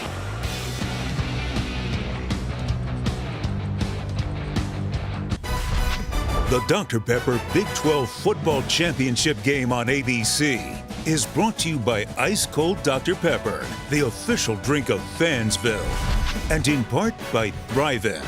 Thrive with purpose. As we mentioned, both these starting quarterbacks, Brock Purdy and Spencer Rattler from the Phoenix, Arizona area, they knew each other in large part, even though they didn't play against each other, because they were at a lot of the same awards banquets. Rattler threw for a state record 11,083 yards. Brock Purdy was the player of the year in 2017 when he set the single season 6A mark with 4,400 yards passing. Rattler, the consensus #1 quarterback in the class of 2019 out of Pinnacle High School. Breece Hall carries, and the talent is obvious for Spencer Rattler. Yeah. Purdy was a high recruit. He visited Alabama, Matter of fact, Matt Campbell told us I was kind of relieved that he kept his commitment to us after I found out that he visited Alabama. Well, wasn't he sick at some point in high school and missed some time, and then people got kind of a late start on him recruiting, and but he wound up in a great spot. Yeah, that big year that we just showed you got everybody's attention. He's made some key mistakes today. Tried to get that one to Sean Shaw. Well, this is just pressure. I mean, this is hard to make a throw with a guy like Josh Ellison bearing down on you. I mean, it's a quick throw, so you expect protection to make that throw, but Ellison was in the backfield and caused the errant throw by Brock Purdy. What you've said, and Todd McShay has said, the presence of Perkins has made that defensive line so much better. He's facing Purdy a lot more heat than he saw in the regular season. No question. They sacked him once in that other game, but relentless pressure tonight, and neither team doing anything on third down. Really nothing on offense here in this third quarter. Purdy. Whoa. What a competitor. Took a hit up high. And they're going to mark him down short of the first down. Brian Asamoah credited with the stop. I'll tell you what, he's kind of loose with that football too. There's the end of it. Asamoah kind of gets him around the head and neck area. Nothing to deserve a flag, but Brock Purdy fighting for that first down comes up a little short. Would you go for this, or at least be tempted to? 4th and 1, down by 3 scores with 8 to go in the third quarter? I would still punt it. I would still punt it. You're very conservative. I am. Bill Belichick would definitely go for it. At this part of the field, I'm not going for it. But if you're going to win, you have to start scoring eventually. Yes, you do. Several times, in fact. Joe Rivera's punt. Taken in by Marvin Mims, a fair catch at the 30. And Oklahoma fine with these exchanges of punts. Here's the college football rankings. Brought to you by AT&T 5G. These are the college football playoff rankings. Controversial to some. Iowa State moved up to 6. Yeah. And at least into a spot where, with a win today, they might have a shot. Well, 6-4 is doable, right? Oklahoma was 6 last year and made it into the playoffs, but no team with 2 losses has ever made it in. So that's working against them. Of course, they've got a lot working against them right now in this ball game. Ramondre Stevenson bounces off the pile. He gets about 6. You'd have to think Alabama's going to be one of the 4 in the college football playoff, which starts on New Year's Day, no matter what happens today. I think so. Clemson and Notre Dame playing again. From the 36, Rattler takes off running again. And has enough for the first down before he got tackled around the legs by Orion Vance. Again, the 2 guys that played here before him, there was a lot more design quarterback run, but Spencer Rattler is very athletic. I mean, he has excellent feet and can turn plays with his feet. They just don't call design runs for him as much as they did for Kyler Murray or Jalen Hurts.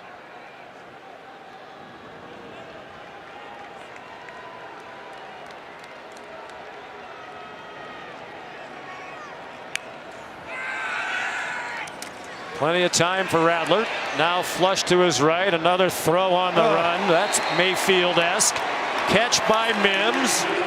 To the Cyclone 37-yard line they go with another first down on a 20-yard pickup. See, his arm talent is so good, he doesn't have to have his feet in perfect position.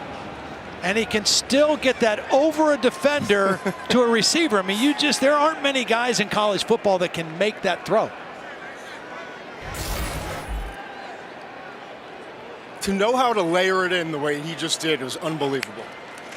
We've seen that a few times today. Back to Ramondre Stevenson. It's been fun to watch him today, too. He's so much more confident than he was earlier in the year. I think getting benched against Texas was one of the best things that happened to him. He kind of regrouped, maybe had some humility, and came back in. And since then, he has played lights out. You know, it's interesting because when we talked to him on the phone, he didn't call it a benching. He called it a timeout. He knew that he was going back in the game, never felt like he was not going back in the game. And he played great when he did. He's going for another touchdown, some bumping, and it's incomplete. Trajan Bridges, playing in his first game of the season, off suspension today, couldn't come down with a touchdown catch. We had a step. There is some bumping, and it's a beautiful throw by Rattler. I mean, you can't put it in a better spot if you're the quarterback. Bridges just not able to haul it in. He's a sophomore, five-star recruit, really a backup player. Last year had 7 catches, was a special teams player. He's been practicing all season. He was very frustrated that his suspension turned out to be longer than Stevenson's and Perkins. Quite communicative about that on Twitter. I was going to say vocal. Can you be vocal on Twitter if you're not speaking? Oklahoma. Don't think so. First time out of the half. Timeout called by the Sooners. No scoring by either team here in the third, although this one was close.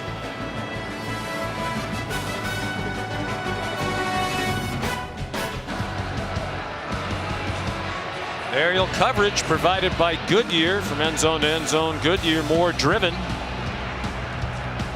Partly cloudy day outside AT&T Stadium. Little cool inside. The roof is closed, but the doors are open to get some airflow. It's 58 degrees outside. Rattler sacked on 3rd down and 7, and that's big because that takes Oklahoma out of field goal range. Will McDonald with the sack. Well, he's led the team with sacks. He has benefited from the year that Bailey's had, working on the left tackle Swenson, and just uses that speed rush to get around the big left tackle. On the backside of Rattler, Rattler not able to get away. And for Will McDonald, that is 9.5 sacks, the single season Iowa State record. The redshirt sophomore from Pewaukee, Wisconsin. He shared the record coming in with Dale Pearson and Sean Moorhead. So Munchaw punts again, hangs it very high, almost scraped the bottom of that massive big screen. Atop the field here at AT&T Stadium. Well, this Oklahoma defense, this was when they played in Ames, and this was the problem that they had early in the year. Brock Purdy threw some balls up, and they didn't come down with interceptions. They just knocked them to the ground. That happened 2 or 3 times in the game earlier this season. Now today, a different story. Brock Purdy puts it in a bad spot. Oklahoma comes away with the ball. That was the interception by Norwood. This was the interception by Pat Fields. A different deal today for Brock Purdy. He'll take some chances, and Oklahoma making him pay for it today. Saw Alex Grinch, the defensive coordinator. He told us yesterday turnovers will be the biggest factor in this game, and they have been huge. Charlie Kohler stumbles ahead. And what a turnaround. At the beginning of the year, they couldn't get a takeaway. They couldn't get any last year. They had 11 all season. Only 4 teams in all of college football had fewer. They still made it to the college football playoff. And that was kind of his trademark, too, in other places he'd been. You know, taking the ball away. That's what he prided his defenses on, and they weren't able to do it until just recently. They have 12 interceptions this year. That's more than their entire takeaway total in 14 games last year. Brees Hall, as we approach 4 minutes to go in the third quarter, gets to the 24. Galarian Turner-Yell made the tackle. Another thing that Coach Grinch has done, the front gets all the attention, and they've been terrific. But he said, we decided a lot of our guys in the secondary are relatively the same from a talent standpoint, so we're just going to play more people and hope that they're fresher at the end of the games.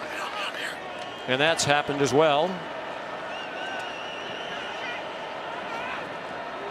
Tanae Nwangu is the running back now on 2nd and 6. Xavier Hutchinson. Xavier Hutchinson across midfield, still on his feet, and finally twisted down at the 34. Amazing run after the catch by Hutchinson. Nifty little play because they shifted this tight end out. It was a late shift, and that was Chase Allen who got the block, and then Hutchinson with the yards after the catch. Nice call by Tom Manning. 42-yard play. Nwangu still the running back. He stopped after a short pickup. He's a fifth-year senior, one of the team leaders. This guy refused to go down. Yeah, he's a big guy, very strong after the catch, 6'3", 207 pounds. Having a heck of a ball game tonight. Accustomed to the yards after contact. He had a 65-yard touchdown in the regular season game against Oklahoma, which was his first as a Cyclone. Under 2.5 to go in the third quarter. Brees Hall, can he get away from Trey Norwood? No, nice play by the redshirt junior. Missed all of last year with a knee injury. And he's another reason they're better this year. Absolutely. I mean, the return of Ronnie Perkins after the 5-game suspension and the return of Trey Norwood from the injury, and the more he plays and the more he's in the rotation. He was a corner originally. Now he's playing safety or nickel, and he has really impacted the back end of this defense. Among those with whom he's tied, Mike Rose, the linebacker for Iowa State. Big third down here. And they convert. Charlie Kohler to the 21-yard line. Very comfortable and confident in Kohler, particularly on third down, particularly in the red zone. Very dependable guy. Boxed out there. You know, you imagine he did a lot more rebounding than shooting when he played with Trae Young. It looks like it. He knows how to box out those football defenders. Avail himself to the throw. Purdy. Kohler, nice leaping catch at the 5-yard line. First and goal, Cyclones. How did he get so open? This has to be some kind of a breakdown in the Oklahoma coverage. You don't let a 6'6" main target get this wide open on the sideline. And Purdy gets him the football. Brees Hall. Can he run away from Pat Fields? He lunged for the pylon. Did not get in. Larry Turner Yell came over to help Fields. Out of bounds. 53 seconds to go, and they rewind the clock now. When we take a look at the Dr. Pepper pylon cam, you can see Hall reaching for it, and Turner Yell coming to hit him right before he gets that ball to the edge. It's disappointing anytime you reach for Dr. Pepper and you can't get it.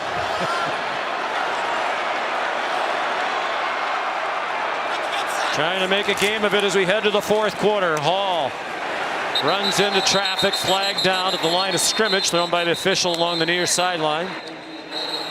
I'm just wondering if the left tackle was lined up in the backfield, Sean Foster. It'd be interesting to see what this call is going to be.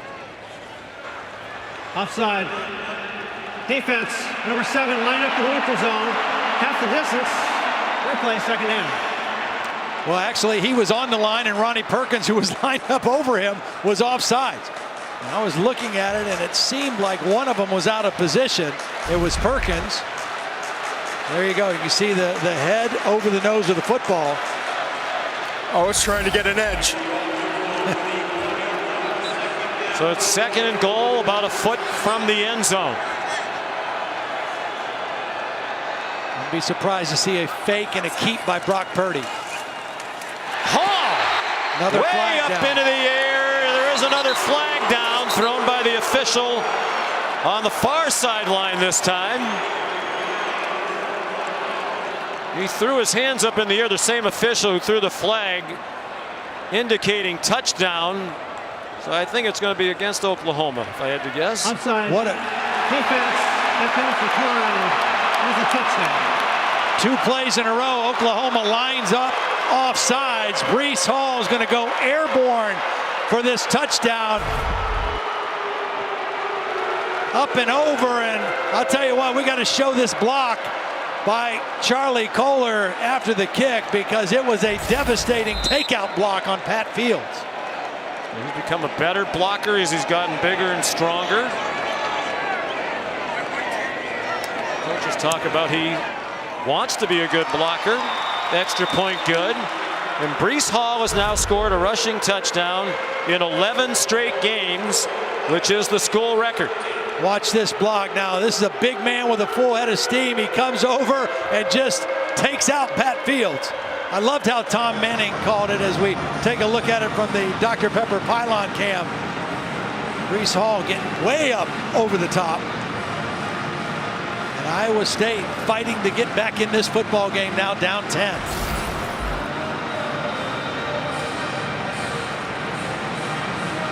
You mentioned the school record. We talked to Matt Campbell, Tom Manning, the offensive coordinator, yesterday about Breece Hall.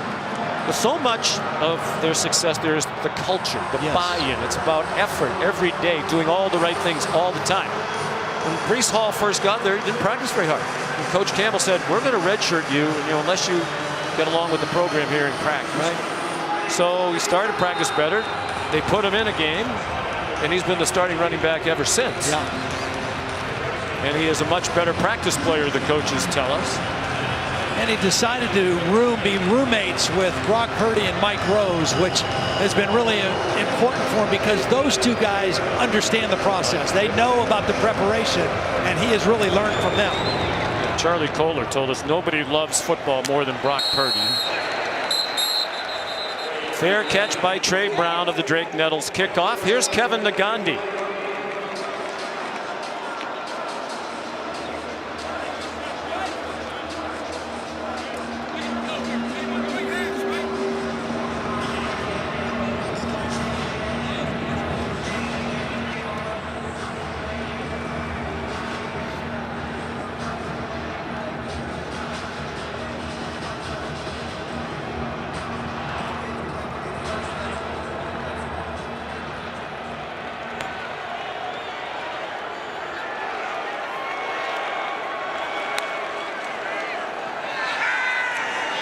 Here it's a 10-point game now. Jaden Hazelwood dropped by Datron Young. That'll be the final play of the third quarter. Quarter in which Oklahoma did next to nothing on offense. They're still up 10. Back after this message and a word from our ABC stations. Christmas time with you. I made a little list of my favorite things to do. I count 1, 2, 3, 4 up to 10 from the beginning until the end. Celebrating Merry, Merry Christmas time with you.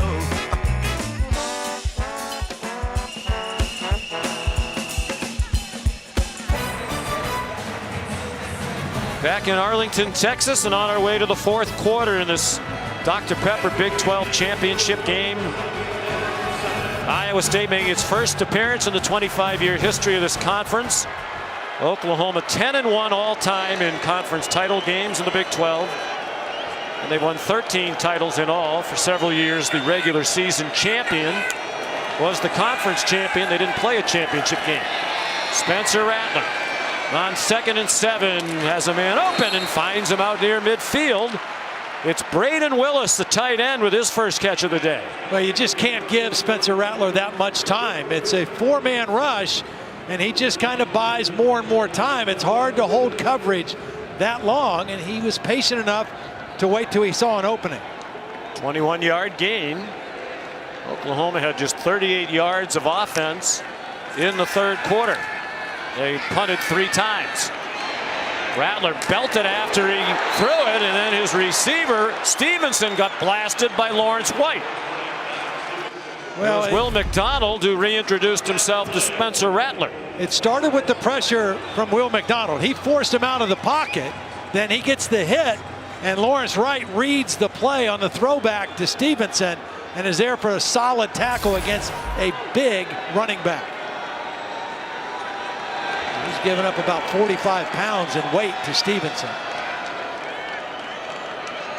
TJ Pledger in at running back now.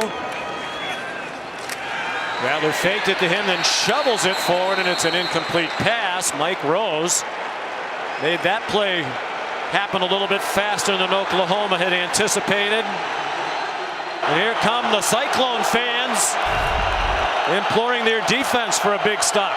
Iowa State choosing to bring pressure that time. Mike Rose forces the bad shuffle. And Oklahoma, even though they're up 10, they are 1 for 8 on third down in the ballgame.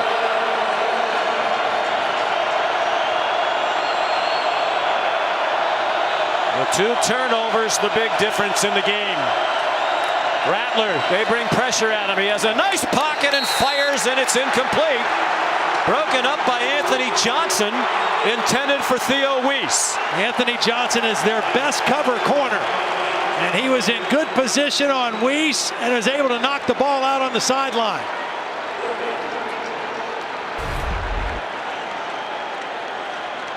Oh, Iowa State brings pressure. It's a good enough pocket. It's a good throw. But Anthony Johnson knocks the ball loose.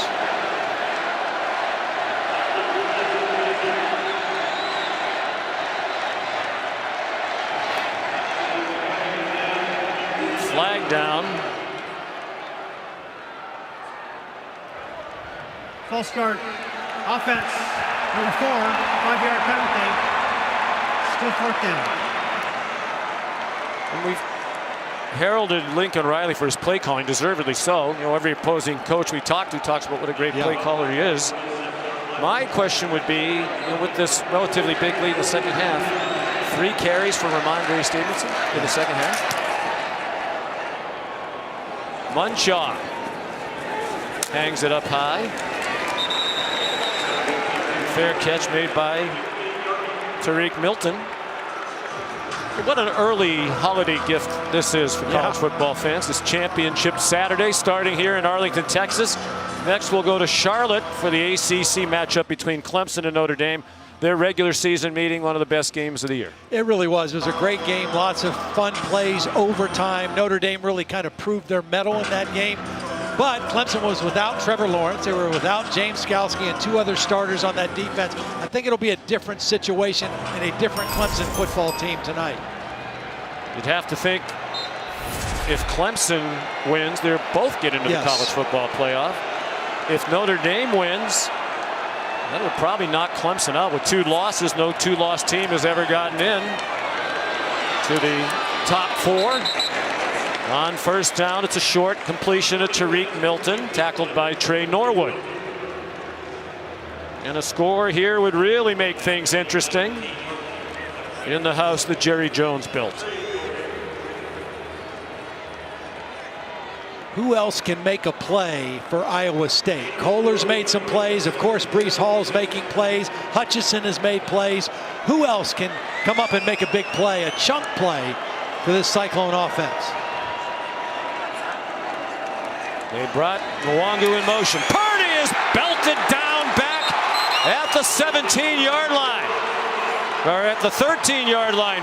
Pardon me, Nick Bonito and Brian Asamoah. Well, here's Bonito again. It's just his quickness, just too quick for the left tackle. Sean Foster gets low, gets in there. Asamoah beats the guard. And this defense that leads the Big 12 in sacking the quarterback makes its presence felt again. Well, for so long, especially in recent years, it was the offense of Oklahoma carrying the defense. That is no longer the case. This is a top 20 defense in the nation. Much better than that in many categories. Purdy managed to get away from Winfrey. Throws over the middle, caught, but way short of the first down is Jyrell Brock. About 5 yards short of the line to make. It's about the 3rd time that Winfrey has had the quarterback like in his grasp. And near the end zone or in the end zone too. And not able to get him on the ground. I mean, and again, that's the knack I think that Brock Purdy has. He has the ability to get away from pressure, and you can see Winfrey can't believe it. But this defensive front, it is so different from what we're used to seeing from Oklahoma. I mean, talk about Ronnie Perkins, Winfrey, Nick Bonito. Good punt by Rivera here. And Marvin Mims makes the fair catch. Well, the word Alex Grinch used is disruptive. He said in the past our defensive line just seemed to do their job, be in the right place. Now they're disruptive.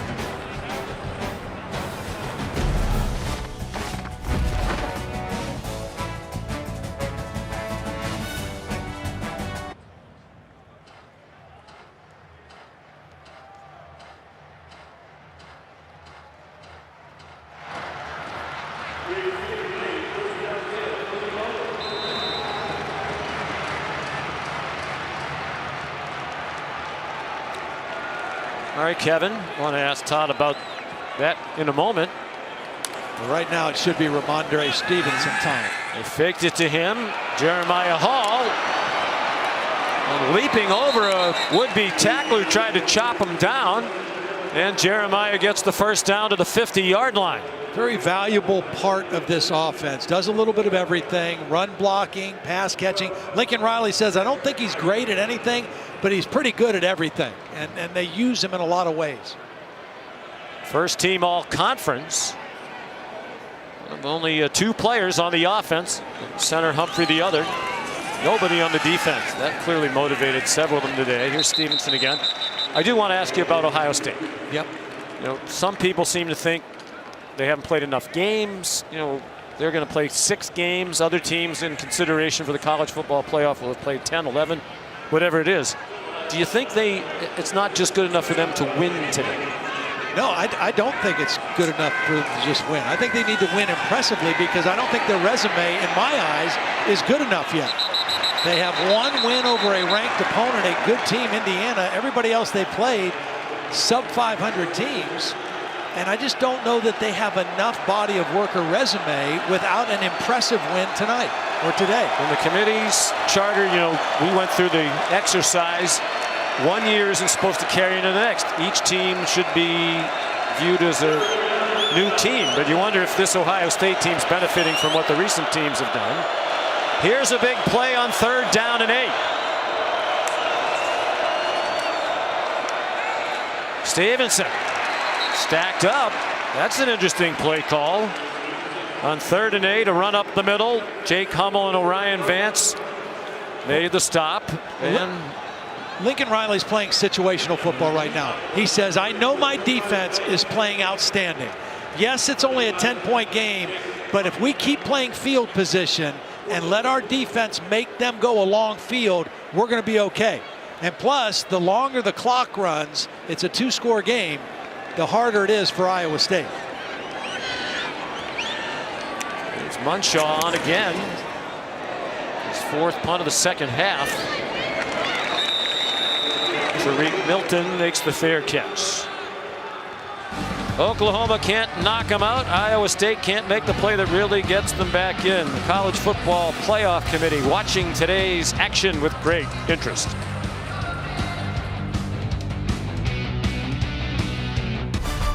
The Dr. Pepper Big 12 Football Championship game on ABC is brought to you by Ice Cold Dr. Pepper, the official drink of Fansville. In part by Pacific Life, more than 150 years strong. Trust in your tomorrow. And Capital One, what's in your wallet? Oklahoma still leads by 10. They were up 24-7 at the half. It's 24-14. They've punted 5 times and have not scored here in the second half, but the defense has yielded just 1 touchdown in this half to Iowa State. The Cyclones from their own 13, and they're still at the 13 as Breece Hall was stopped by Brian Asamoah. You know, Sean, last year we had Oklahoma in the college football playoff. And coming into that game, their defensive numbers were pretty good. I mean, they were ranked as one of the best teams defensively in the Big 12. But I didn't think offenses were all that good in the Big 12 last year. I didn't know if those numbers were legit. And LSU certainly exposed them in that game. This defense this year is different. They are legit, and it starts with their defensive front. 9 minutes to go. Purdy throwing into single coverage, and his receiver Sean Shaw could not come down with it in a battle with Trey Norwood. See, this is a great play by Norwood, but it's Winfrey first with the pressure. Winfrey hits Purdy as he gets rid of the ball. The ball's a little underthrown. Norwood's in there fighting. Again, the combination of the work by the front and the improved work of the secondary makes plays like that happen. Cornerback coach Roy Manning has got to be thrilled with the technique there. The ability to get your head turned around at the very end and knock that ball away. 3rd down and 10. Pressure again. Open is Charlie Kohler. Tripped up across the 30 at the 33. Well, that might have been a really big gainer, but it's a 3rd down conversion they had to have. David Agwebu slow to get up.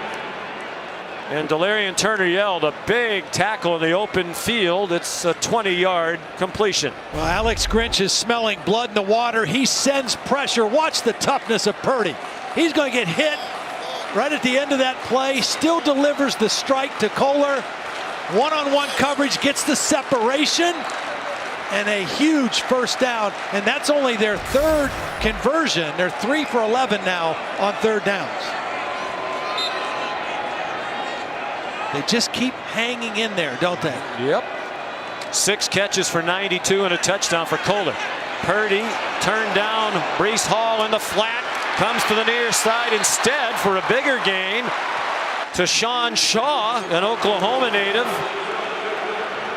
First down there at the 48-yard line. Actually, they'll put it down now on the 49. John Michael Terry harassed Purdy, but he survived that rush. Hall thrown down, thrown forward by Brian Asamoah to the 46. 8:10 to go. All 3 timeouts for Iowa State, 2 for Oklahoma. And 10 points, 2 scores. So your offensive player of the year in a conference still a factor with Brees Hall coming out for a break right now. But you don't have to abandon your run completely. He's getting a breather. Janae Nwangu was the back. He went in motion. Purdy, the quick pop to Tariq Milton. And he stopped about 2 yards shy of the line to gain by Nick Bonito. 3rd down, 2, certainly 4 down territory here. Well, you're not in field goal range, so it has to be, right? I mean, you need 2 scores. You need a touchdown, a field goal. But you're too far away now. You think they should also be speeding up the operation? A little bit. Taking a long time to get these plays in. More than midway through the 4th quarter. Big 12 championship on the line. Brock Purdy throws. Somehow it got through. 2 Sooners to Chase Allen for a first down at the 37-yard line. Well, Trey Norwood was trying for his 2nd interception of the game. It's going to be on the left side of the screen. You'll see Chase Allen, and right in between 2 defenders, Norwood going for the interception, and Iowa State gets the first down. Chase Allen, another huge target, 6'7", 240, the son of Terry Allen, the former Kansas coach, and once an Iowa State assistant coach under Dan McCarney, who's here today. Purdy throws near sideline, and Hutchinson has it. Excellent leaping hands catch for another first down. They're at the 25 and on the move. We talked about both of these quarterbacks and their ability to make plays out of the pocket, off schedule, throwing on the move, and an incredible effort by Hutchinson. Clearly a catch. Brees Hall. I think they're stopping this play to take a look at it. Which is a break for Iowa State, because that play was going nowhere. Part of the snap on the page from the booth. The previous play is under further review. They're really not throwing the catch. Now the flip side of that could be Iowa State had Oklahoma on its heels and had some momentum. We'll tell you what the replay booth decides when we come back.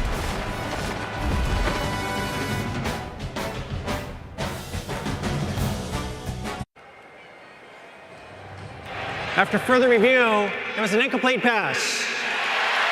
It will be 2nd down at the 37-yard line. Please set the game clock to 6:37, please. 6:37. So a 12-yard gain wiped out. Matt Austin, what do you think? Yeah, that's a good overturn. He stuck the ball originally, got a foot down, but you can see him going to the ground. The ball is loose there, just his fingertip touching it. Ball hits the ground. That's definitely an incomplete pass.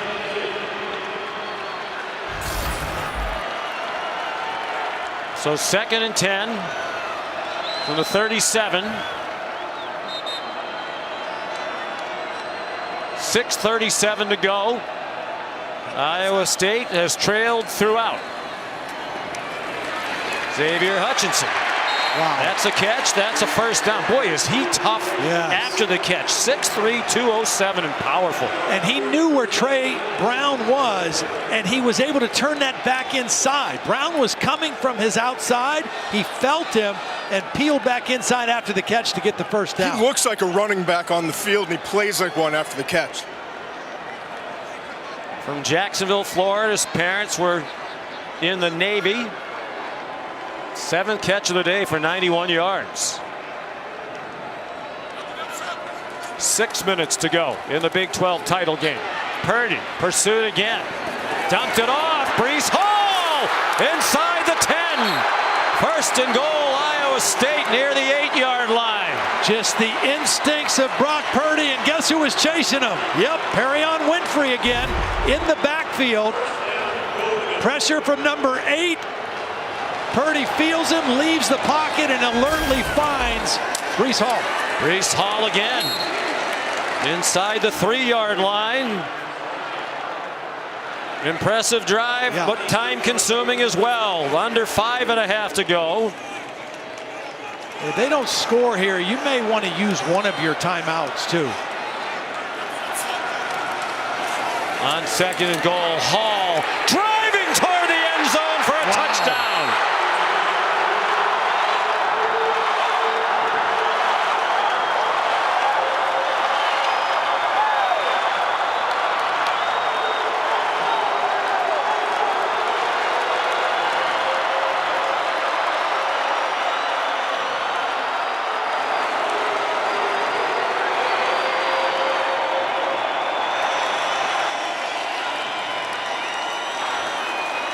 They fed him the football 10 times in the 4th quarter in the win at Ames.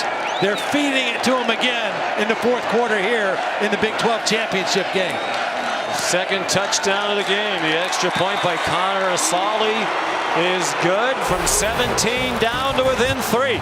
You got 3 guys here, all 6'6" and well over 200 pounds. And Brees Hall gets right into that little vortex and takes it into the end zone. 19 rushing touchdowns, 3 behind the nation's leader, Najee Harris of Alabama.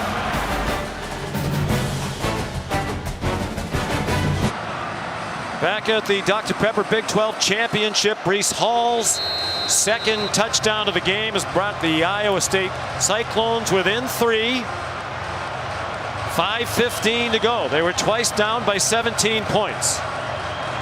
Remember, Trey Brown already one huge kickoff return in this ball game.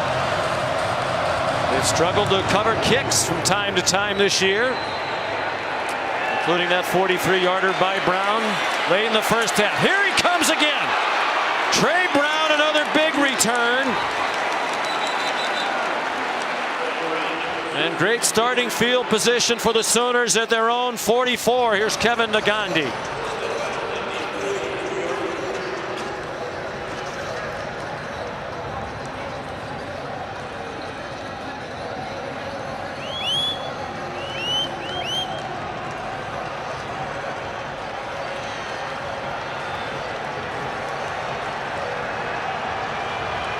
All right, thank you, Kevin. Here, 5 possessions, 5 punts, just 82 yards of offense in the second half. And maybe that kickoff return will bring the offense to life. 42-yard return. He had a 43-yarder to set up a score late in the first half. Stevenson buried for a 1-yard loss. Orion Vance and Jake Hummel. I think it's time to get aggressive. Well, and I think it's the reason is I think Iowa State is going to be aggressive on defense. They're going to try to bring pressure. They're going to try to crowd the line of scrimmage. They're going to leave some one-on-one opportunities to throw the football. Stevenson just 14 yards rushing in the second half. Had 67 at the break. 3-man rush. Rattler on target. Beautiful throw to Braden Willis. And a first down for Oklahoma to the 42 of Iowa State. That's called threading the needle. I mean, there were 4 Iowa State defenders in the area. It was zone coverage. And Spencer Rattler just threw it right into an open window, and it wasn't a very big window. Big play by Braden Willis back in his hometown of Arlington, Texas. 15-yard completion. Back to the run. Stevenson with running room and a first down at the 30-yard line. And they're in field goal range for Burkich at the very least, with 4 minutes to go on the clock running. Boy, Creed Humphrey, their center, the leader, the veteran. Outstanding block on that play. Really does a great job of using his leverage, his body, and moving people. On 1st and 10, Stevenson avoided some blitzing traffic. And now you wonder if Matt Campbell will start thinking about using his timeouts on defense. It's much easier to control the clock when you're on offense. Yeah, he may need to. And again, I mean, how costly have those 2 kickoff returns been to his team? Right before the half, it led to another score that put him down 17. And now, right now, when you crawl back into the game and you trail by 3, Oklahoma with a lot of momentum and field position to be aggressive. Rattler looked to the left. He saw single coverage out there, and he finds Willis. What an effort to get the first down. To the 20-yard line. They did their best, did those Cyclones, to knock him back, but he's a powerful 6'3", 236. With the absence of Stogner, it's forced Braden Willis and Jeremiah Hall to kind of carry the load, and that was a heck of a play by Braden Willis, refusing to go down, knowing what he needed to get for the first down. And now you have to use your timeouts. Yeah, they will have to, certainly after this next play. You don't want to do it now that you left the play clock go this far. They're at the 20. Single coverage outside again. It's Stevenson. Faked it to him, and it's Rattler thrown down. And here comes the first timeout called by Matt Campbell. I tell you, I'm so impressed with what Spencer Rattler did there. First of all, he let the play clock go all the way down. First time out of the half. And 30 then seconds in length. Then when he ran the football, he was aware to not go out of bounds, to go down in the field of play, continue the clock running, and then force the timeout to be called. Watch this at the end. He knows, stay in bounds, get down. Right there. It's very smart heads-up play by the quarterback. And a good call, too, by Lincoln Riley. You know they're going to, on the defensive side for Iowa State, load up on Ramondre Stevenson. Right. Rattler family's here. Dad Mike, Mom Sue, sister Olivia. Spencer told us that his dad is still his, as he said, biggest coach. Yep. Then he quickly said, other than Coach Riley. But his dad has coached him his entire life, and he's done a terrific job. Talks to him a couple times a week, and Spencer said, you know, he talks to me about being organized, making sure all my stuff is organized. My house is clean. He gets a haircut every week, get a fresh haircut every week. Feels like if he feels clean and organized, it's going to help the way he plays on the field. He's played well tonight. 2nd and 10. 2:19 to go. 2 timeouts for each team.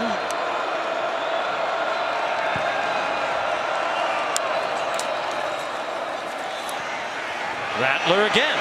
Rattler weaved past some traffic, got swung down by Greg Eisworth, the 5th-year senior. First team all Big 12 for the 3rd year in a row. It's called their 2nd time out of the half. One of the players who 30 seconds in length. helped turn this around. And think about what it was like when he first got here. Yeah. And what it is like now. This is Mike Rose, the Conference Defensive Player of the Year that Spencer Rattler kind of makes miss and adds some yardage to that play before the tackle by Eisworth. So a big 3rd down and 5 here. And if Lincoln Riley, if you'd have told him you would be winning in the 4th quarter, 24-21, and be 1 for 10 on 3rd down, probably wouldn't have believed you. And that is not very good for this Sooner offense. Credit to the Iowa State defense, but no bigger 3rd down play than this one right here. The offense stagnant here late in the year. 264 yards of offense in the win against Baylor last week. The lowest of the Lincoln Riley era.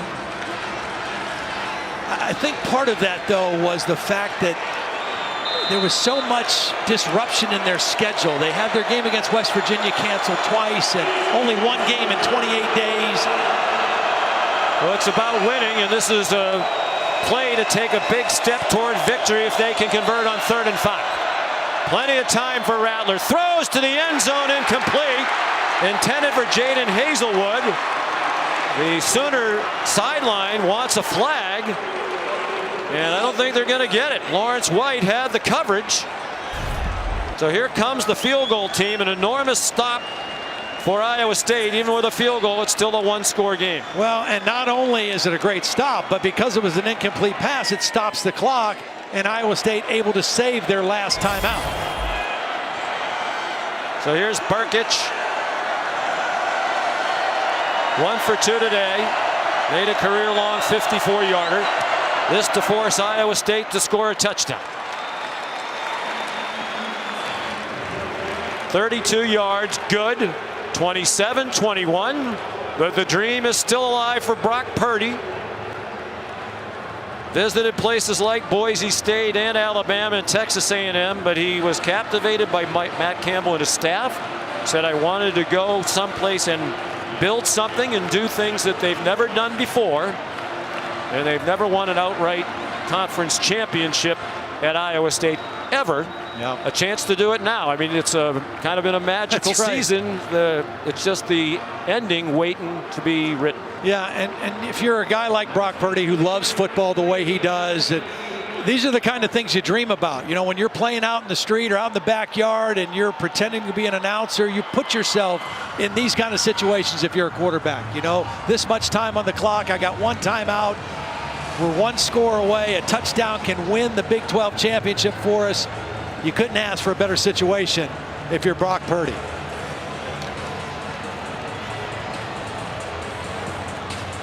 .201 to go, one timeout. Well, kickoff returns have been huge. They're lined up like they're going to onside kick this, and they fake it. Just to mess up the return setup a little bit. Little trickeration that time by Shane Beamer, Lincoln Riley. Oklahoma, the two big kickoff returns to set up scores today. It was Iowa State, an 85-yard kickoff return in the regular season game from this man, Kene Nwangu. Kene Nwangu tripped up at the 30 on a huge tackle by Robert Barnes.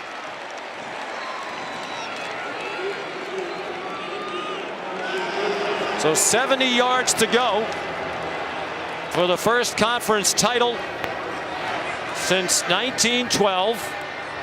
The only other one was in 1911. Neither one of them was an outright title. Iowa State was alone atop the regular season standings this year in the Big 12 at 8-1.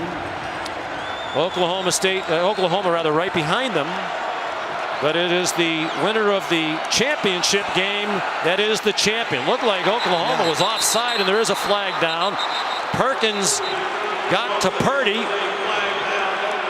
But it looked like the Sooners were a bit premature across the line. Yeah, I think Nick Benito, number 11, was clearly across the line. It's going to negate this sack. And this defense has 3 sacks today, 2 interceptions off of Brock Purdy. That time a little anxious on first down.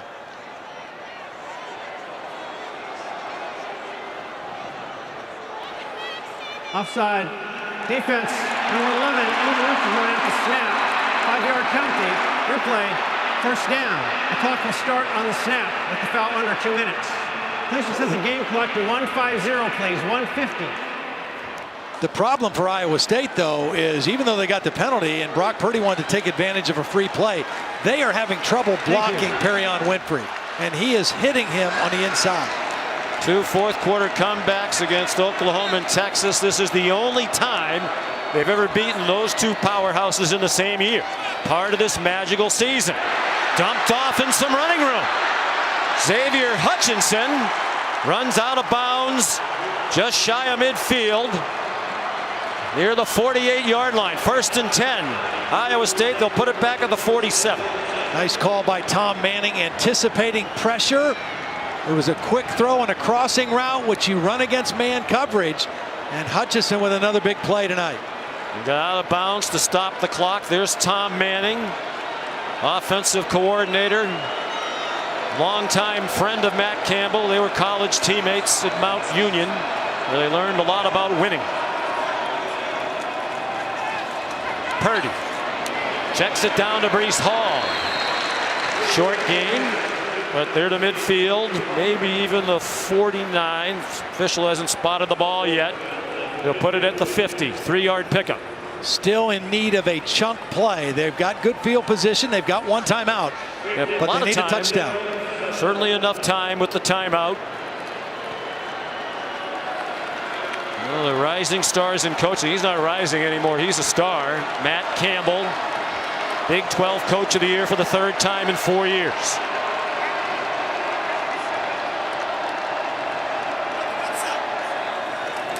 Purdy. High throw caught by Hutchinson. His helmet comes flying off, and they throw a flag. It was a 1-yard gain. Deshaun White in on the tackle, and that defensive line looks tired now. They've been running after Purdy all day. Not as much pressure here lately. It's the same play that they ran to the other side. Well, that's Deshaun, a face mask. Yeah, that's clearly a face mask, and it was a good defensive play. Face mask grabbing the helmet, Oakland defense. 15-yard penalty. Number 8 will remain in the game due to the foul pulling off the helmet. First down. Give Purdy a lot of credit, too. He's been hanging in there with pass rush all over him all day long. And he's just shown presence in the pocket and also the ability to stare down the gun barrel and throw the ball knowing that he's going to get hit. If I'm Oklahoma right now on this play, the guy that even though Hutchinson has made a ton of big plays, the guy I'm going to pay attention to where he is right here, 88, Kohler. This is the part of the field where Brock Purdy looks for him. Purdy pressured again this time, gets away, running out of time, dodges another defender, throws down the field, incomplete. Trying to get it to Chase Allen, and Delarian Turner-Yell had the coverage. Beautiful play by Turner-Yell. I mean, first of all, Brock Purdy continues this knack of being a magician, eluding free rushers. He gets away from Isaiah Thomas and then makes the throw, but watch the play by Turner-Yell at the end. Just fights that ball out. That's an incredible offensive play by Purdy and a defensive play by Turner-Yell, thanks to the Dr. Pepper pylon camp with that shot. 1:18 to go. Iowa State driving, down by 6. They were down by 17. And it looked like the right side of the offensive line moved. Yep, sure did. It's going to be 2nd and 15. What dramatic twists and turns down the stretch in this conference championship game. False start. Offense. Number 55. 5-yard penalty. Still 2nd down.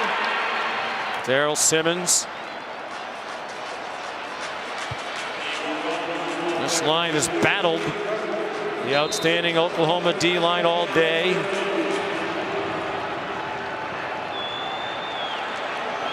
So the ball goes back to the 38, 1:18 to go, 1 timeout for the Cyclones. Brock Purdy, 2 costly interceptions earlier. They won't remember those in Ames if he can get them in the end zone on this drive. There's movement again. This time it's the left tackle, Sean Foster. There was motion, and so it was a long snap count, and the left tackle moved. False start. Offense. Number 75, 5-yard penalty. Still 2nd down. Another 5th-year senior Foster, who was here before the program turned around. Well, now, obviously, if you're Brock Purdy here, you just got to think about some productive plays here. You're obviously 4-down territory from here on out. You don't have to get all of this 20 back in one play. And there, you better hurry up. Play clock down to 10. You don't want to waste a timeout. Down to 3 as Purdy takes the snap. Out wide to Hutchinson. Nice call. Yep. They get about 10 yards back and get out of bounds.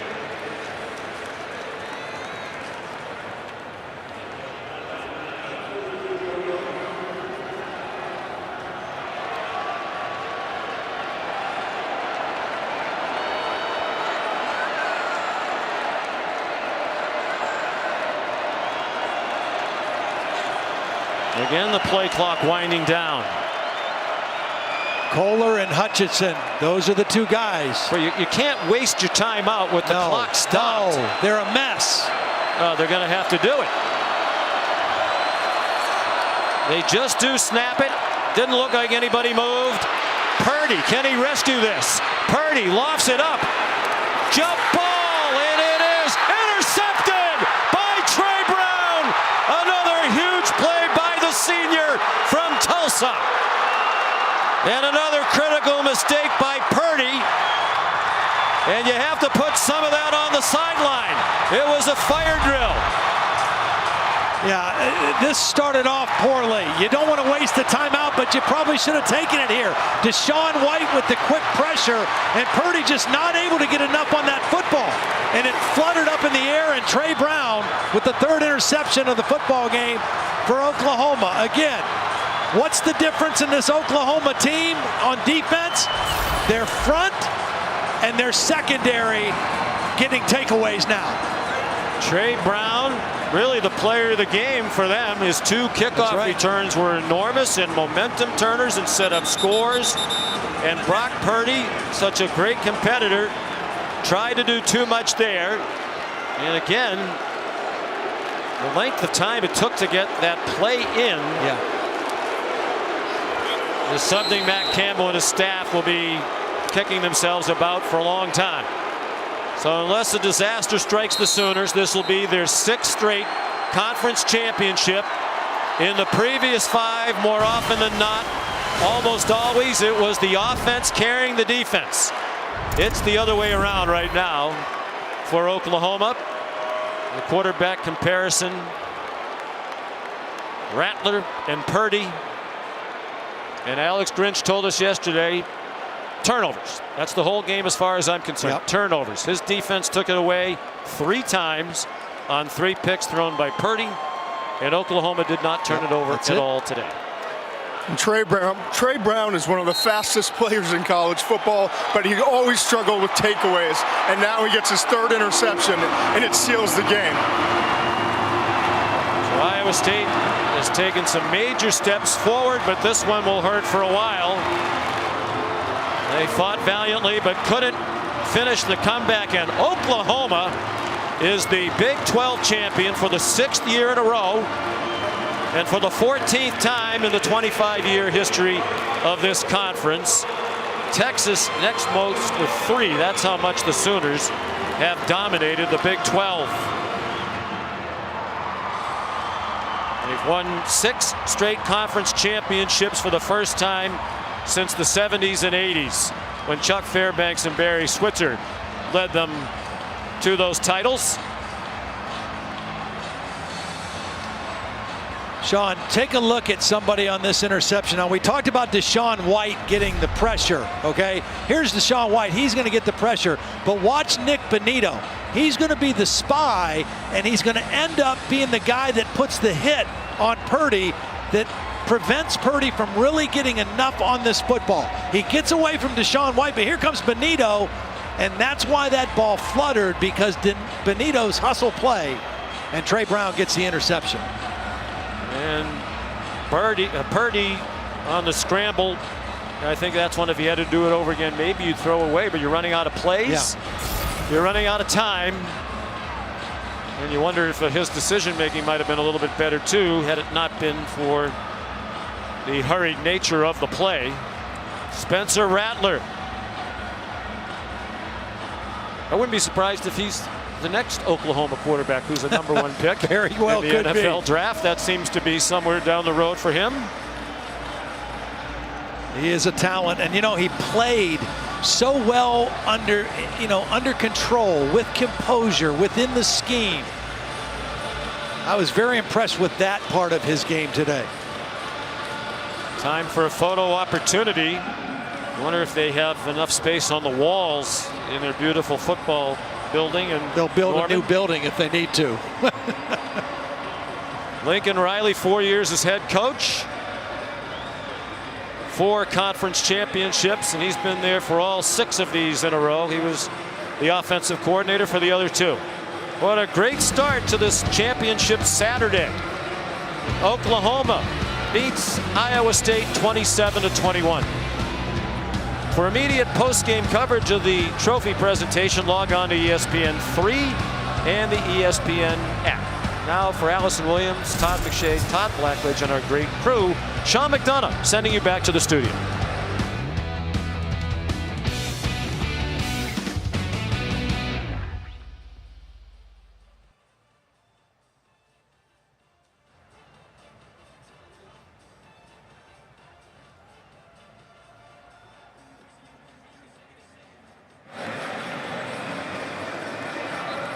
Boy, that was good.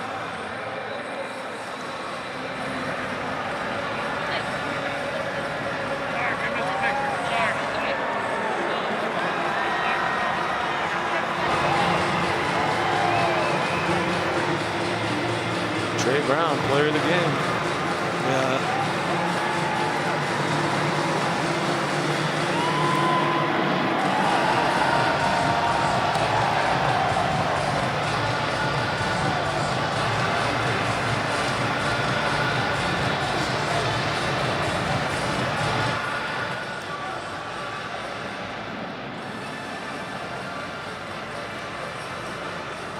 We welcome you to post-game coverage of the Dr. Pepper Big 12 Championship and the Big 12 Trophy ceremony about to come your way in just a matter of moments. An exciting conference championship game. Trey Brown, the hero, his interception in the final moments stopped a comeback by Iowa State to preserve the 6-point win. He also had 2 long kickoff returns that were key. We're ready for the trophy presentation. Down to the field we go. Here's Allison Williams. Thank you so much. It is time to hand out some hard-earned hardware in a season that has been unlike any other. Congratulations to the Oklahoma Sooners on winning the Big 12 Conference Championship. The first trophy we'll present is to the most outstanding player of the game, quarterback for Oklahoma, Spencer Rattler. Spencer, congratulations. This took a ton of effort just to get to this point and then to get this win today. What did your team have to overcome this season to stand here as champions?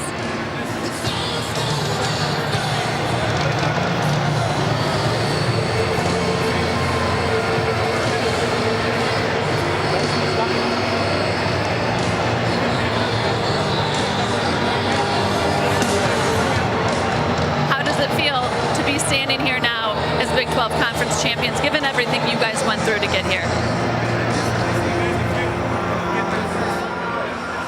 You're actually playing, especially with my guys. This isn't for me, this is for everybody out here. And the whole team, got this, and we work hard every day to get to this point, and we're here and we did it. Thank you, Spencer. Congratulations. Now to present the trophy to the Oklahoma Sooners, here's Big 12 Commissioner Bob Bowlesby. Join me in congratulating Coach Matt Campbell and the Iowa State Cyclones on an outstanding year and wish them good luck in the postseason. Let's try that one more time. It's too important. First of all, please join me in congratulating the Iowa State Cyclones and Coach Matt Campbell on an outstanding season and wish them well in the postseason.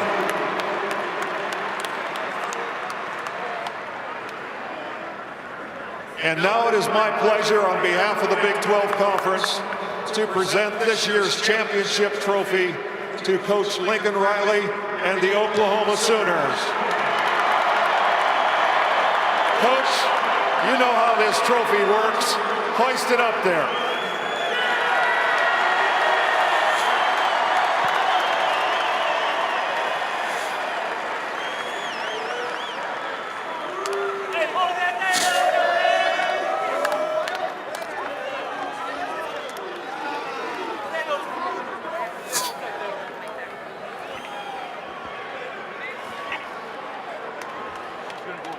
Lincoln, your team fought so hard throughout the course of this game. Iowa State did as well. What enabled them in the end and your defense to come away with this win?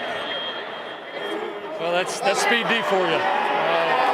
they came out big for us all year, and you know, really fitting that a senior there, Trey Brown, would end it. He did the same thing just across the way against a team we don't like very much in the Cotton Bowl. So he ended both of them here. Very fitting ending, great game. Hats off to Iowa State. You know, this is what the Big 12 championship should be like. This was such a challenging season in so many different ways. After the difficult start for your team, how did they overcome everything to stand here as Big 12 champs? This team and this program have a championship DNA. We call it OU DNA, and that's not just when things are going well. And it takes everybody. It takes belief, but that's just our program. We're never going to back down. And you know, they're 0-2 in the conference. Not a lot of people believed in us, and now we're holding that thing for the 6th time in a row. 6 times in a row. That's pretty incredible.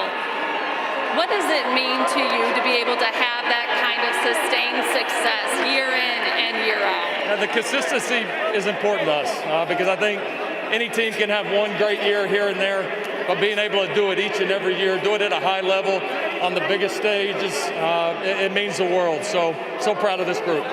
Speaking of doing things at a high level on the biggest stage, Spencer Rattler, your quarterback, with a tremendous performance. What sort of growth have you seen from him this year? Yeah, he was hungry. You know, he was ready to play this game. You know, I love the way that he approached all of it.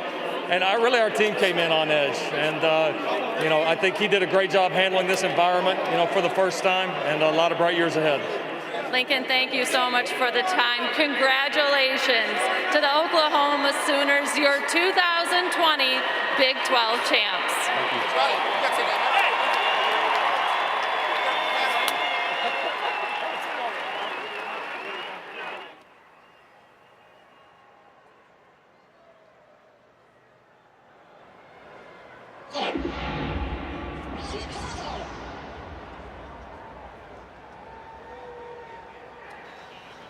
Thank you for watching post-game coverage of the Dr. Pepper Big 12 Championship Trophy Ceremony.